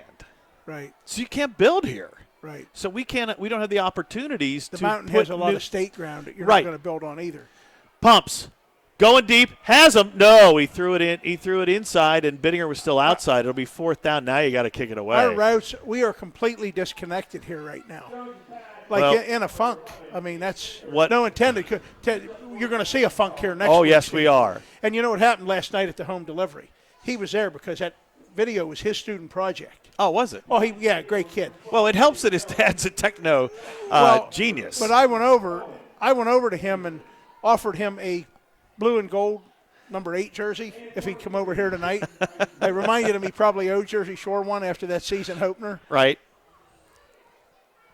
Jaden It's a good snap. punts it away, end over end, let it bounce, and Well, just Don't play touch it. defense. Play defense from there. 31-yard punt. They'll take over to 33-yard line. Field position's not a CJ is a very special athlete for Bellefonte, and He's we're going to special. see him. I'm still waiting for some school to come in and say, forget baseball at Pitt. How about coming and playing football for us in the fall on well. Saturdays? I don't know if some school's going to say that or not, but I did tell him that I would like to be on the reservation list for his first Topps baseball card when he makes it. So much for playing football at a big college. I Well, guess. the great thing about baseball, guaranteed contracts. yeah. Lorson out of the gun. Throws it intended for number 24, Caden Hess. That looked like he was trying to throw a double play ball there. He zipped that one, and Hess Almost too hard. He Yes. didn't need to put that much on it, but it was a nice throw. And you know, the Hess is their sophomore receiver. You said in there, top receiver in yardage. yeah. And Tommy Gravish knows when he has an underclassman who's a good receiver, you'll see a lot of that guy early. Bald We Eagle show defense, blitz. We need a big play. Lorson throws, going deep, wide open. Well, Ben Yates- Yetzko fell. Did he fall? He slipped down, and He they was on just the ground back at the 16. got Westland scored. That's 2 touchdowns in a row. unless they're like didn't shower, like maybe they didn't shower today, and our guys just don't want to be around the smell. No, they're just a very good football team. No, it was a joke, Todd. I know. Okay. I know. No, But Benny, Benny slipped. Gravish is very hygiene focused, so I'm sure the dog showered at some point today. All right. But right now, It's 21-0. yeah, and Jersey Shore. I'm impressed with them. And you know that miracle Bald Eagle win last year, really. After all the injuries too, it's good. By the way, it's 22-0. Yeah. So I took a glance when the AD was talking here. Huntington is beating Central 14-0 early third quarter. So as we said, Huntington, they had the schedule. Everybody said, well, their Bald Eagle beat them 34-0. They're 2-5. Then they get Bishop Carroll. Then they get Central, who's not the Central we've seen for a while. That's right. And now they get Tyrone, who's not the Tyrone we've seen for a long time. And Huntington goes 5-5. They're on their way to Westmont. Whoever ends up in that fourth spot comes here. Tyrone or Central. That's the only two. Unless, and I haven't even looked at Central Cambria, unless Central Cambria wins like 2 games that I wouldn't expect them to win either one. I think that's it in the pool. Well, a lot of football yet to be played, and he has his regular kick recovery team in. I mean, you got Zach Weibel in there. You've got the young Garrett Burns over there who showed promise, another sophomore. You got Gage and Caden back deep, and pretty much our regular guys up front on this kick return team. 7:35 to go. Jersey Shore 22, BEA nothing. That was a smart bouncer. kickoff. 30. Who's got it? 35. Is that Eckley? Yeah. 40. Falls forward to the 41-yard line. Eagles will have great field position, but they need to cash in now. That was awesome. Now, Steve, you talked about rotating or pulling players, but here's a situation where maybe you get a different mindset and you say, yeah, we are in the postseason. What if we have a great postseason run like last year? What if we're down to the District 10 champs by 2 scores in the third quarter? Good time to start playing with that mentality. I think you do that for the rest of the third quarter, maybe the first part of the fourth quarter, but you got to look ahead. Belfont's next week. Right. You know, there are certain things. Low snap again. Jones got away, and he'll get back to the line of scrimmage. They're pulling on his jersey. It might gain an extra size, as skinny as Stitch is. Maybe it'll be just a tall fit instead of regular fit. They gave him a yard. Yeah, I think he did get past the original line of scrimmage by a little bit. 7 minutes to go in the third quarter. Now, Jeff brought up Chief Logan. Did they play at Mitchell Field as well? Yeah, they did. Bittinger out in space, taken down at the 45-yard line by number 48, Anthony Schaefer. Yeah, good football player.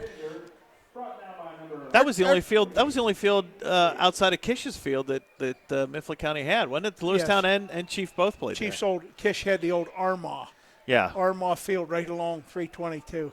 It was a baseball stadium half the year. Tough time here. That'd be a fun interview to talk to their superintendent, their school board. Jones had a man open. Threw it the other way. Eckley's looking for a flag. He's not going to get it, and you need to stop yelling at the referee. Yeah, that doesn't help you. There was contact there. Whether it was flag-worthy, I don't know. Well, apparently illegal contact is not in the high school playbook, 5 yards down the field. Yeah, or 25 yards down the field. I don't know, but got a punt here. Let's see. Are they? Well, you'd think. Oh, are they? Because there's trips to this way. They're not often in a punt formation you have 3 gunners on this side of the field. Looks like the formation they used with about a minute left in the game up at Troy. Jones rolls. It's going to do a nice high. Let it bounce. Let it go over his head. He's not going to touch it, and it's going to roll to the 11, and that's where it'll be down. To the 11-yard line. Kyler Cunningham downs the ball with 6:01 to go in a fast-moving game. Third quarter, you got to be talking Chief Logan. They haven't existed in 30 years. Jersey Shore 22 and Bald Eagle nothing. Unless the Eagles have an unbelievable comeback. Steve, we have never in school history the biggest comeback for a win ever from a deficit in the Is. second half was a 19-point deficit. Well, you know what? This would be good if This if would be we're a gonna great do night that for If history. we're going to do that to anybody, why not let it be Tom Gravish? You know, because he's from here. Well, the comeback, that greatest comeback in school history, actually happened a year after he graduated. Which would have been 86. It was the fall of '85, but yeah, it was the senior class of '86. Handoff. Big space, not a hole, just a lot of space. A lot of space. He got the corner. He ran hard. He picks up a lot of yardage, and I think a Bulldog first down, surely. Oh yeah, they're moving the chains. I'm wondering, Jersey Shore last year, 6 of the 10 teams that we played last year were postseason teams. 5 of them won their opening round playoff game. The only one that didn't. Lorson throws it Picked deep. off. Fittinger had great position. It was just over his head. Yeah, it was. I thought we might get a pick there, and that would have been a big help with 5:46 to go. The clock stopped. It would have been even better if Schaefer had run by him and he picked it off. Yeah. But it's bounced funny ways tonight. I mean, we've had opportunities. We haven't really had any here in the second half, but we've had opportunities tonight. But now the only team that made the playoffs last year on our schedule that lost in the first round was Huntington, and they lost to us. Right. Here. This year, what's really ironic, and this might set you a little bit over the edge on your discussion about the forfeits. Do you know that Lorson on a keeper. 25, 30. Oh, no. Don't do that. We got lucky there. Lorson was across the white, and we pushed him. That was Bumbarger, but no flag. got another first down? It is another Yeah, first he's a fine down. athlete. The clock will stop with 5:37 to go. But a year ago down at Jersey Shore, we were down 23-12 with 1:09 to go, and we won the football game. Nice tackle I'm not- that time. Yeah, and who do you got? there? Mattis, 84. No, that's Lefebvre. Oh, okay. Mattis is 88. 80. Okay. Oh, he's coming off. I saw him coming off, but Now it was. and the PA announcer called him Lefebvre, so that message I got, I think that came from actually Georgia, that told me his name's Lefebvre. I just wish we'd have pronounced it right in the homecoming Yeah, parade. we're sorry about that. Lorson steps up, got a man, throws it complete. Do we have the ball? I hope. Did we come down with it? We're Gage, clapping. Gage says it's his. We're clapping. He's good at that, and he takes the ball. The guys all around him are. It's a fight for the ball. Yeah. Ben Yetzko is acting like it's not our ball. When it's a tie, the offensive guy gets it. And the Jersey Shore kid caught that football. That would have been a really hard sell. Even if they had replay like you like to have, I think Jersey Shore makes a catch, keeps the ball there. Jersey Shore has trips to this side. Handoff straight up the middle. David Close and Kyler Cunningham. Somebody else swarmed in there, maybe Nate Hoover. I got to tell you, I'm not a fan of the blue pants with the blue uniforms. No.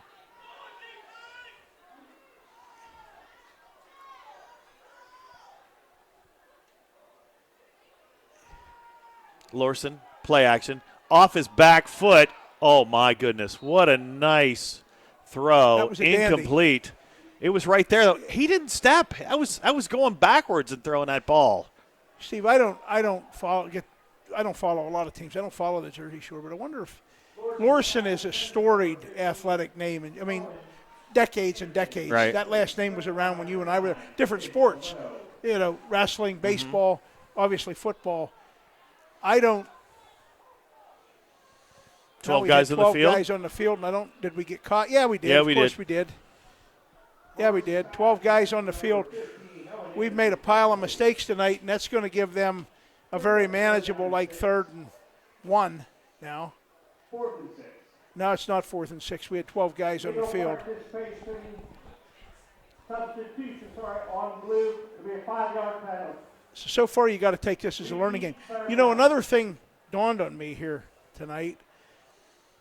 In the limited broadcasting I've ever done, and it's been limited. You've done more of it than I have, and I had a couple decades break. But back from the days when you and I had different radio assignments with our buddy Glenn Packer, who recently passed away, And after that, both did different sports. And I'll get to that thought here in just a minute. Lorson keeps it. First down, 25-20. Still on his feet. He will score. Yeah, tremendous athlete. He's a player of the game tonight. And Steve, you were at their game with Bellefonte, and No, I didn't see that game. I think he shredded. I think he just destroyed the that Raiders. was that by was the doing one kind of Raider stuff. game when we played that I did not see. I did see Central play last week on their home field. Well, you know, these guys told me early in the season, they talked about this Jersey Shore quarterback, and they referenced that he was, quote, like Jaden, but faster as a sprinter.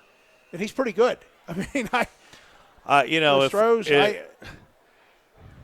he's had a whale of a game. I don't know what his stats are, but I'm sure we'll find out what they are later on. We called a timeout on the extra point.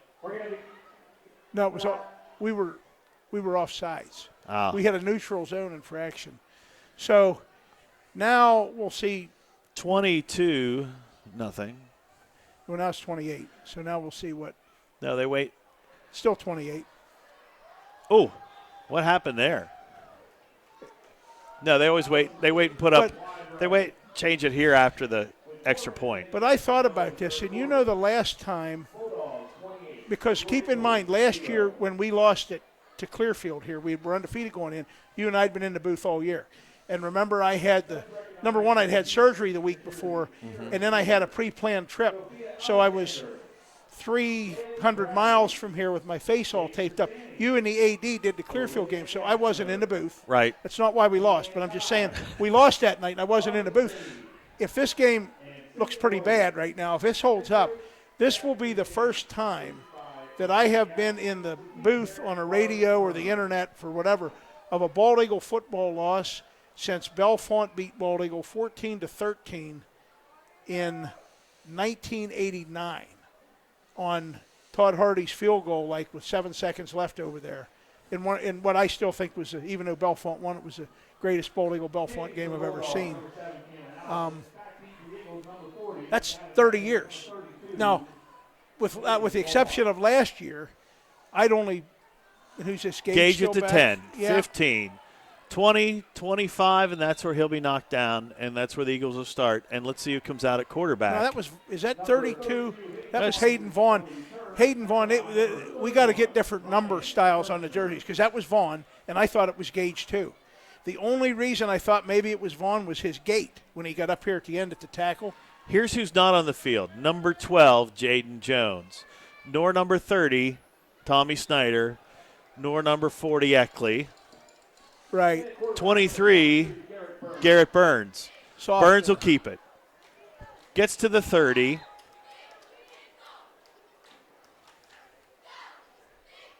So here's what you've got. You've got a lot of youngsters, a lot of people rotating in. Now you got a young Hunter McCool coming in on the line for David Close. It's a 28-0 game, and he's truly not taking chances. He's planning on playing football till Thanksgiving, Steve. Well, I mean, and coach and the superintendent said we don't second guess him. Fans second guess him. Another snap to Millward. Millward will be stopped. Loose ball. Was that Millward? It was Millward. Really? That's 2 direct snaps. Or was that Garrett Burns? No, Burns. You're right. Sorry, it's not Millward. Ball carrier number 23, Garrett Burns, tackled by number 52, Lee Springman. Third and about 5.5. I think Coach Gravish, and now who just came out? Austin Baumboy came out. So I think the guys who play on Monday nights are now on the field. Okay. High school football is Everybody's checking their watch. High school football is about participation, and it's about development. And you know, I've heard coaches say, you know, we know what we have. We have guys that are going to be here for a couple more years with me. You've got Jersey Shore's Coach Gravish, I don't think, and I know him, Sechrist is still on the field. Jersey Shore's got their hammers on the field. I'm not sure they're quite either in tune or in sync or paying much attention to what Bald Eagle is doing. But did you this goes to your word. Now it's not rotating. Now it is pulling. Do you think Tom was going to keep his foot off the gas pedal? Yeah, I think knowing him, yeah, I don't see him being that. I think he's got a good football team that's had some postseason success and got a good community behind him down there. High snap. Punt is away. High and That short. may hit a dog. The dogs aren't. Please looking. let it happen. They don't even. Because we could use it. It didn't hit a dog. It hit. It got back to where the first down 21. marker was. You know, I've seen these. You know, Steve, and I'm not laughing because we're an excellent football team. Coach Janako, class guy, last week said 2 great football teams laid it all on the line at Clearfield.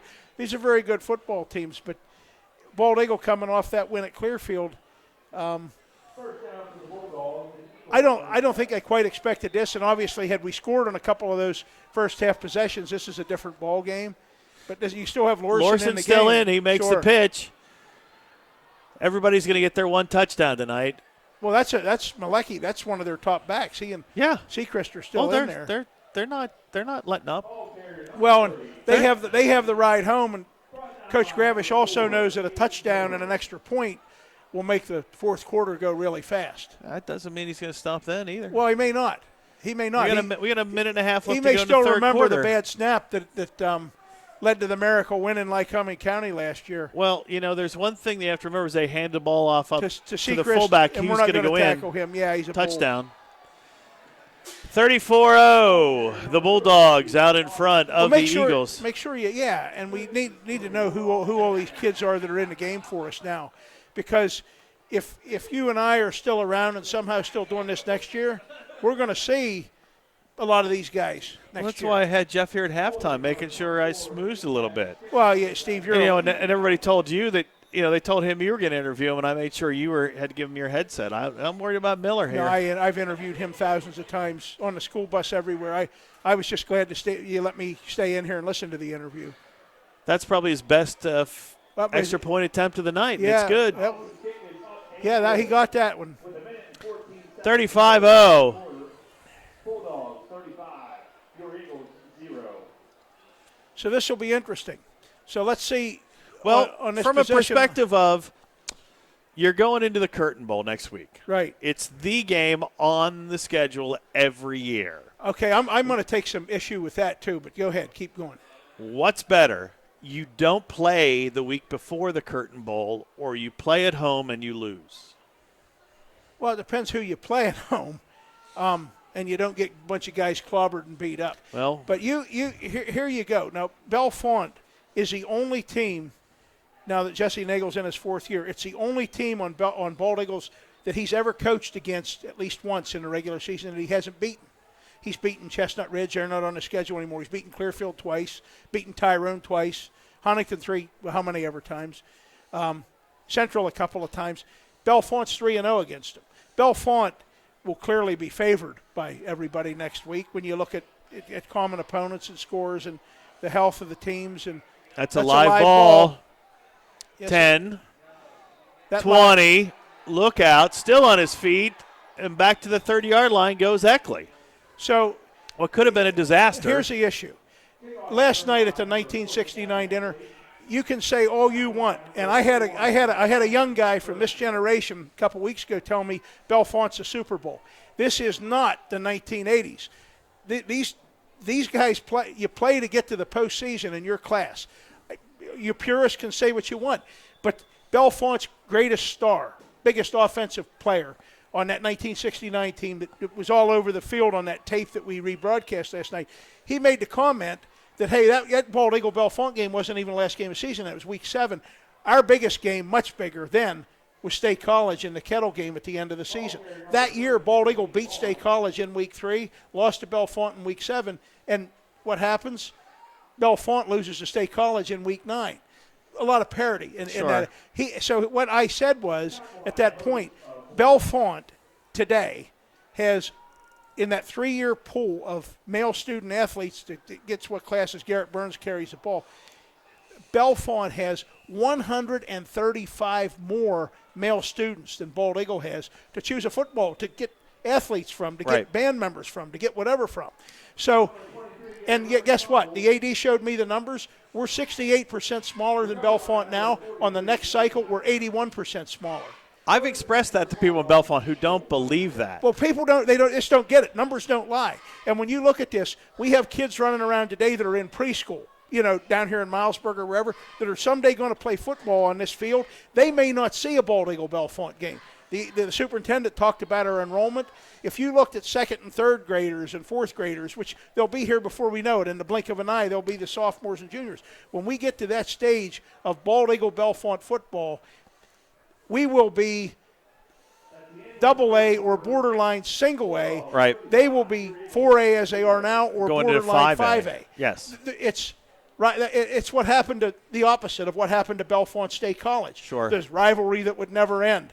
It ended a long time ago, Mm-hmm. And so people better enjoy the Curtain Bowl for what it is. The wrestling program here took a lot of flack from Bellefonte people because they, quote, dropped to AA. Well, they didn't drop to AA. In the pack of 290 schools that have wrestling in the state, we're in the middle of the pack in AA enrollment. We're not even a big AA school. Right. So I take offense to that. I think every game's important. I used enrollments. I used how the PIAA classes, and I've made the case for years. While every game's important, if you're looking to go to the postseason in this era, in recent years, the games you need to win, you have to win. You have to beat the head-to-head guys that you're competing for in AAA. You got to beat Tyrone. You got to beat Huntington. You got to beat Central. You got to beat PO, and then you got to win some other games. Yeah, but I'm. Fourth quarter starts with a handoff to number 33. Dawson Sechrist. Yeah, he's still in. Good. What is he, a senior? Solid hammer. We have young kids in the game. So I'll get off that Sechrist horse. is a senior. Bellefonte's Bellefonte. Biggest game. It's not the Super Bowl. The postseason, the football's different. When we get after the Curtain Bowl ends, no matter who wins last week, and I hope we win the Curtain Bowl game by a big margin. That would be wonderful for the seniors who've never beaten Bellefonte. Their coaches never had a win against Bellefonte. But I will tell you that Allison's in a tailback. He'll get the handoff. He'll get across the 25, maybe gain a yard and a half. Third down now for Jersey Shore. So you keep calling it. But I'm telling you, the postseason is what we do. Coach Stoker, the first year and second year, when he was here, after they started postseason stuff, he made a comment at the team banquet that if he was a district champion or state champion, he did not care if his school was single A through quad A. That's what he was. That's Sure. what you're playing for. Right. So next week's game, enjoy it. And let's hope that Sechrist will fall to the 20, and that's where it'll be fourth down for Jersey Shore. let's hope that 10 or 20 years from now, whoever's doing this when you and I are long gone will sit here and say, boy, remember when the Bellefonte game was the biggest game on the schedule. When you look at numbers, the day may come, as State College and Bellefonte went, and Bald Eagle and Bellefonte are headed that way, not tomorrow, not next year, but 8 or 10 years, Sure. maybe. From what Doug described, it's a 2-year thing, so it'll be 6 years, 8 years. So probably. who is Bellefonte's next natural rival? Who is Allison gets the pitch. First down, They still running. he'll be pushed out at the 12. Young guys. We'll get back to giving our young guys credit here. But I get irritated about that Bellefonte being a Super Bowl. I get irritated. Football coach isn't, if he's hired to win games, he's not hired to win the Bellefonte game. He's not hired to win the Tyrone game. He's actually hired to win every game. Right. And develop people, right? So Well, actually, he's brought in to teach young men how to play Correct. football. Correct. And if they are successful, Then they win. Good. But also good grades, good grades, number one. good physical ability, nobody gets hurt. Right. That's what you want out of your football program, and the wins are just the icing on top of the cupcake. Well, okay. I can, at the high school level, I certainly can buy that. But that's it. Hayden Packer got that. He's a freshman fullback for Jersey Shore. And he's a stout looking, and that's another long-time Jersey Shore athletic name. A lot of Packers in Bulldog Sports Lure down there. We can't go off our easy sheet now. We got to go to the big page now. The big Todd. page, yeah, and I actually can. Cam read it Emmerich's tonight. way out there on the far side. Lorson hands a ball off. Nice little fake and handoff. And another Jersey Shore touchdown. That's number 2. Cooper Peacock. Cooper Peacock. Cooper with a K Flag, all right. Holding. Finally. Wow. They sealed the corner. Wow. Steve, with 8:53 to go. Wow. Fourth quarter, 8:53, and there's a holding call. Well, it's 35-0. Why not start throwing them now? You must be in a hurry to get to your takeout dinner somewhere. Well, they stopped the clock. I don't think that puts them in a hurry, right? Well, that's what I mean. I think they probably figured out they couldn't, go to Hofbrau tonight, so they're we going got to. Nathaniel Antonuccio's on the defensive line right now for Bald Eagle, and Zach Markle. Again, Caleb Mattis, promising sophomore at the left defensive end. I think we have Hunter McCool down at the left tackle. Zeb Fry's we been playing covered a lot this more. up tonight. That's why it's still 50 degrees in here. Yeah, and Lawson's still in the ball game, Steve. That's the one that shocks me. Well, yeah, because you can always have your moment where Jersey Shore back ran That's hard. Allison gets run out of bounds. And who ran him out of bounds? I see Zeb Fry was over there. Owen Irvin has played well when he's gotten in these games in the later gone. Yeah, Zeb Fry. Garrett Burns back in. How many players do we have on the field, Steve? We may have quite a few. 1, 2, 3. Ernie says we have 11. I saw a couple. Oh, who's getting helped off now? There's Weibel getting helped off. Down here in front of us, Todd. Yeah, that's not a good sign. Walking gingerly. There's a scrum pushing across the goal line for a touchdown. Who is that? Number 44. Packer will score for them, and now we'll have a running clock. These kids have to get they have to get a lot of game experience, and this is the ideal time to get it. Last year during the playoff run, we started seeing underclassmen get in more and more. Lefebvre was one. Kyler Cunningham was one.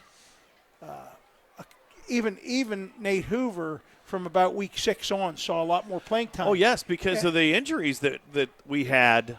You lose Gage early. Who else did we lose last year early? Reese. Yeah. Matt Reese, same game. So we lost those guys. But when he started playing more and more, like Ben Yetzko started seeing the field a lot more as the season went on. And those guys all had that good development and developed into excellent players and much better players, faster, stronger. It's just more savvy on the field this year. So with 7:48 to go. Scott DeVore is working on that right leg of Weibel down here in front of us. I think he got rolled up in that, what you called it, a scrum, right? Well, it was kind of like a rugby thing. They hand off, and then the guys from behind, help block. So they scored 55 on Bellefonte. They've scored 44 or 42 on Bald Eagle. But Bellefonte scored 35 that night. Yeah, well, we had opportunities to score 28 in the first half, and we didn't. So that is what it is. And that was opening night. Football's a lot different usually in week 9 than it is an opening night. Nice deep kick. Eckley inside his 10. 15 comes our way. 20, nice move. 30 on his feet. 35, 40. And 41-yard line is where he'll be knocked down. Yeah, Return yardage for Eckley tonight. Well, and he had Very nice. And he had the 43-yard reception Right, down he's here. had an all-purpose night. He's got to be over 100 yards in all-purpose yards tonight. Yeah, no doubt. Now we got offensive linemen coming in. Colby Miller, the big junior. Antonuccio, Nate Antonuccio is in the game. Tanner Bauer, a Who do sophomore we got at quarterback? wideout's in the game. What number? 6, Max Yetzko, Steve. That's Benny's younger but taller brother. And Hand he's off had up good the fun as middle. Hayden Vaughn. Vaughn will get Good run. across the 45 to the 47-yard line. Ethan Coleno's in there at one of the positions. And this Owen Irvin, I like how Owen Irvin plays with intensity. And he's only a sophomore, too. So you're right. A lot of guys that have seen Monday night action in the game now. Burns goes in. Who do we have? Ashton Phillips, a sophomore. Is that who I see as a center now? I'm looking for the jersey number, and I thought it was 60. There's Coleno. That's Ethan Coleno. Will he get to the 50? He'll be stopped short to about the 49-yard line. Steve, we have a pretty promising junior high quarterback who's hurt right now in the Thompson kid. like a wrist injury Okay. against Huntington. But he is, they say that Hunter Snowberger, 76, is checking in. And if you read the program insert, I talked about Hunter's dad when Jersey Shore came here and Bald Eagle beat them 22-20. Rare thing, he scored all 22 points. 3 touchdowns, a field goal, and an extra point kick. So Was that Jeff? Jeff, yeah, who was an excellent all-round athlete. Absolutely. He was in Pump Pass and Kick. Yeah, like on TV and Yes. Kick. Yeah. So, and he's here tonight. I'm sure I saw him. He has the usual camo jersey, the camo shirt. We have 6 minutes left. First down for the Eagles. That's the first one we've had in quite some time. Trey Foster comes out.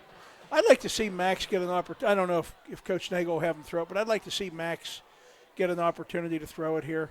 You take this game for what it is. I'm taking this game. It's 42-0. It is what it is. Very similar to Nice move. Garrett Burns. Good run. Burns He was on the ground. Now let's down see. at the Is he going end. down? Come on, Yeah, Steve. Give him the Sparky call. Sparky marked him down. No, he's down at the 41. Okay. Nice run. You only get called Sparky when you make a mistake. He made the proper call that time. He was down. The ground cannot cause a fumble. Max is, I know the ground. When that ground caused it, a 3-bouncer. Tanner Bauer going to line up at that, I think, a tight end spot on the right side. Who do we have out wide left? Max is still in there at quarterback. Vaughn in motion. They'll give it to him. He'll try and get outside. He needs to get. He's a slasher. Got it. Nice run. Got the first down. Nice job. Short. And he's had a good night tonight, Steve. He was in there when the game was still not like. Sure, he was decided. subbing for Tommy Snyder a lot tonight. Yeah, he was. Quentin Bennett, another sophomore lineman, checks into the game for the Eagles, number 62. Good for another Eagle first down. Yeah, this is. Bulldogs, 32. Nice little possession here for the Eagles. Handoff. Burns to the 30. Second down. Good about possession, 7. 4 minutes left. We have a lot of guys running in and out here now. Kevin Taylor checks into the game, number 81. Owen Irvin wants to stay out there, and I think he thought they were calling him off. Garrett Burns comes off. Colton Wolf comes off. So Owen Irvin and Ethan Coleno. My guess is if you have a helmet and you're healthy, you're going to see the field before the night's and that's over. good. But, you see what happened after a big loss. Here comes a blitz. They'll throw it. Incomplete.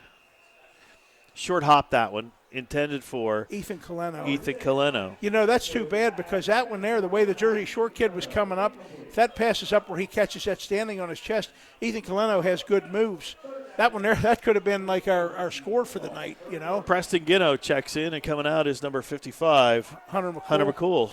Yeah, Hunter McCool working the weight room, 10th grader. I would suspect we're going to see a lot of him on Friday nights from the opening whistle next year if he They continues show to blitz. develop and works. Hayden Vaughn. Handoff.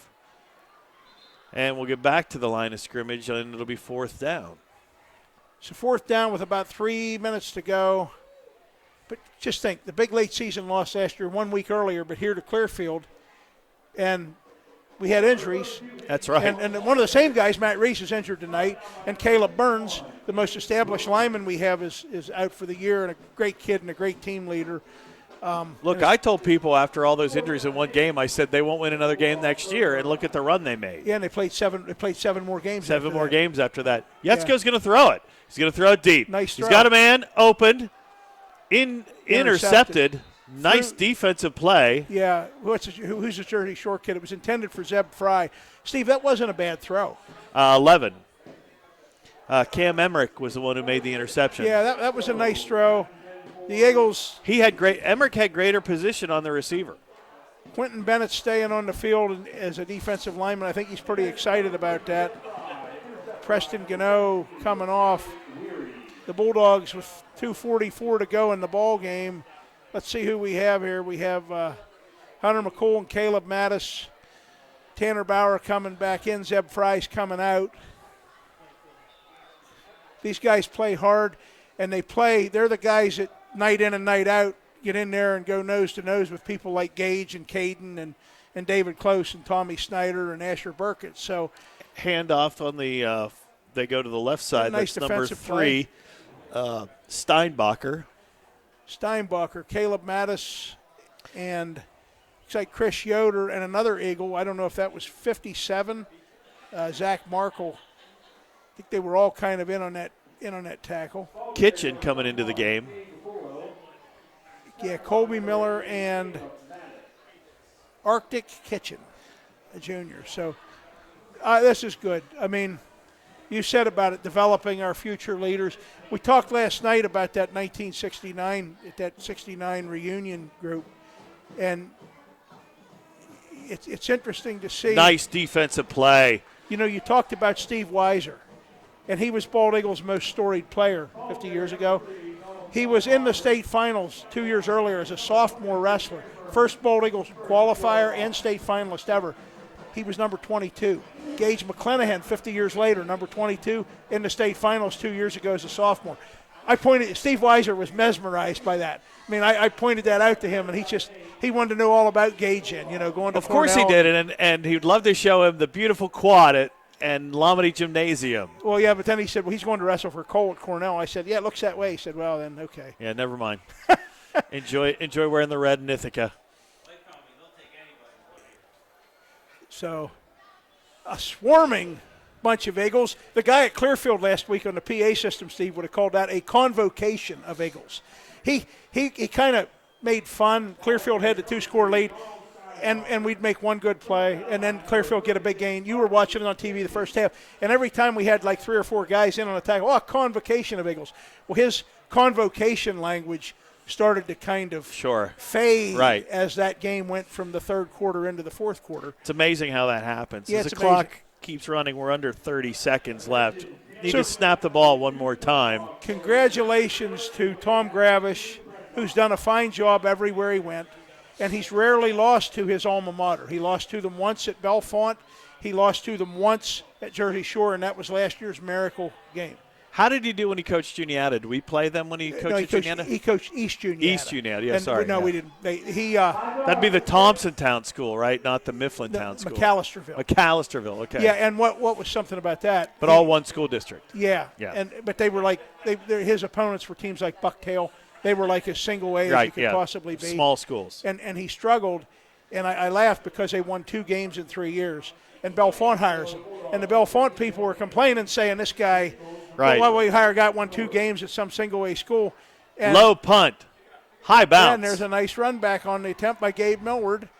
Millward inside the 30. He got about 6 on that, and we have time to bring Max in, I'm assuming, and heave one to the end zone. Is that what we're going to do? Yep. He's coming back on the field. So protect him. 1 play left, maybe 2. Well, I don't know. No, are they going to start the clock as soon as they blow it, put it in? Patient here. Make sure we have 11 guys in the field. Hayden Vaughn's coming out. Ethan Coleno's in there. Garrett Burns. I think we're throwing to the end zone. Zeb Fry's out wide right. There's 8 seconds left. I hope he has game. enough time to throw it to the end zone. That's been the problem most of the night. No. Nope. He gave it to Garrett Burns.